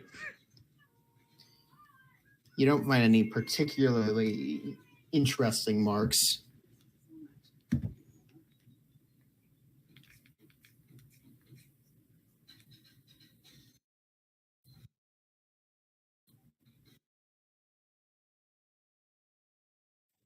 No worthwhile places to start. Not really. Small town, there's a fishery, there's the docks, 1 or 2 warehouses, but mostly just for goods. Then back to cards it is.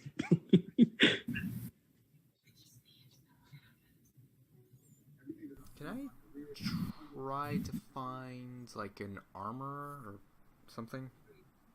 Blacksmith? Finding an armory, you mean? Yeah, like a place to buy equipment. Yeah. Roll investigation.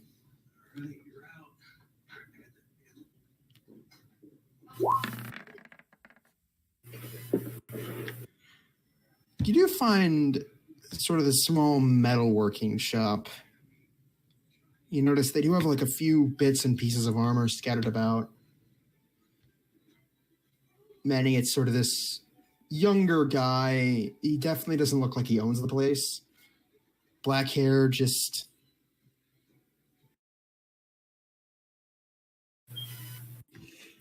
And he's sort of huddled over something that's glowing.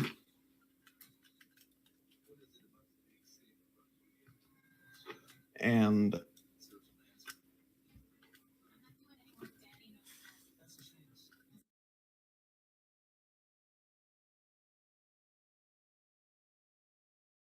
Hello.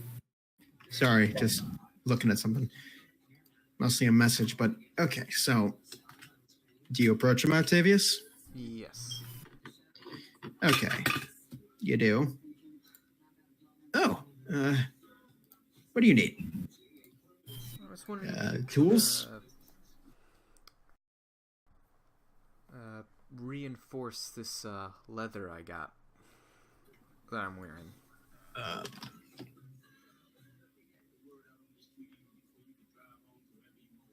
think. Do you want it? You mean reinforced with metal or reinforced with leather? Those are two different things. I'm trying to upgrade my leather armor into studded leather armor, but cutting the cost is what I'm attempting to do. I don't know how to word that. There's really no way to cut the cost unless you want to spend upwards of 2 weeks here. Damn.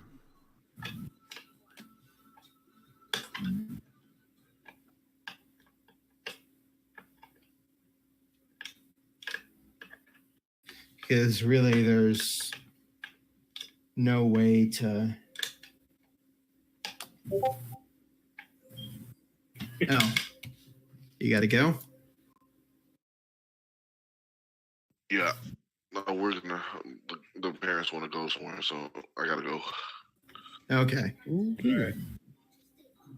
Well, I guess here's as good a place as I need to end because we are down 2 players now. Yep. Yeah. So, well, just for the sake of closure, what do the rest of you want to do with the day? Ross is going to try and find ways to make money using his skills. I will message you after this is over about what you try to do with that letter business. Azrael? Try finding a ship that will take us to another port closer to the capital. You manage to negotiate a trade to get you guys transported to... One moment. The town of Blessed Embrace. Or wait, well, that's wrong kingdom. Yeah, wrong one. Sorry. Syndros. Hey, that's City pretty far. 4. That's good. Cost for all of them is about... Cost for all 5 of you, about 10 gold. 2 gold per person. Or, wait, no, that would make it 12. You mean 6? Yeah. Sorry, miscounted numbers. Or 7 if his robot comes along? The robot's out of town. So how much gold? That'd be 12 gold in total. I'll pay for it. All right, you pay. You all meet up at the tavern. Alicia eventually comes in again. You guys, at the end of the day, head out on the boat. So no, I don't have to roll anything. I just don't make any money. No, you didn't. You didn't find any good marks, so you didn't make any money. You spent most of the day trying to find good marks to con, but Yeah, but I mean, after this whole dragon thing, everybody's kind of wary of people. good point. Anyways, that'll be the end of it. And that's it.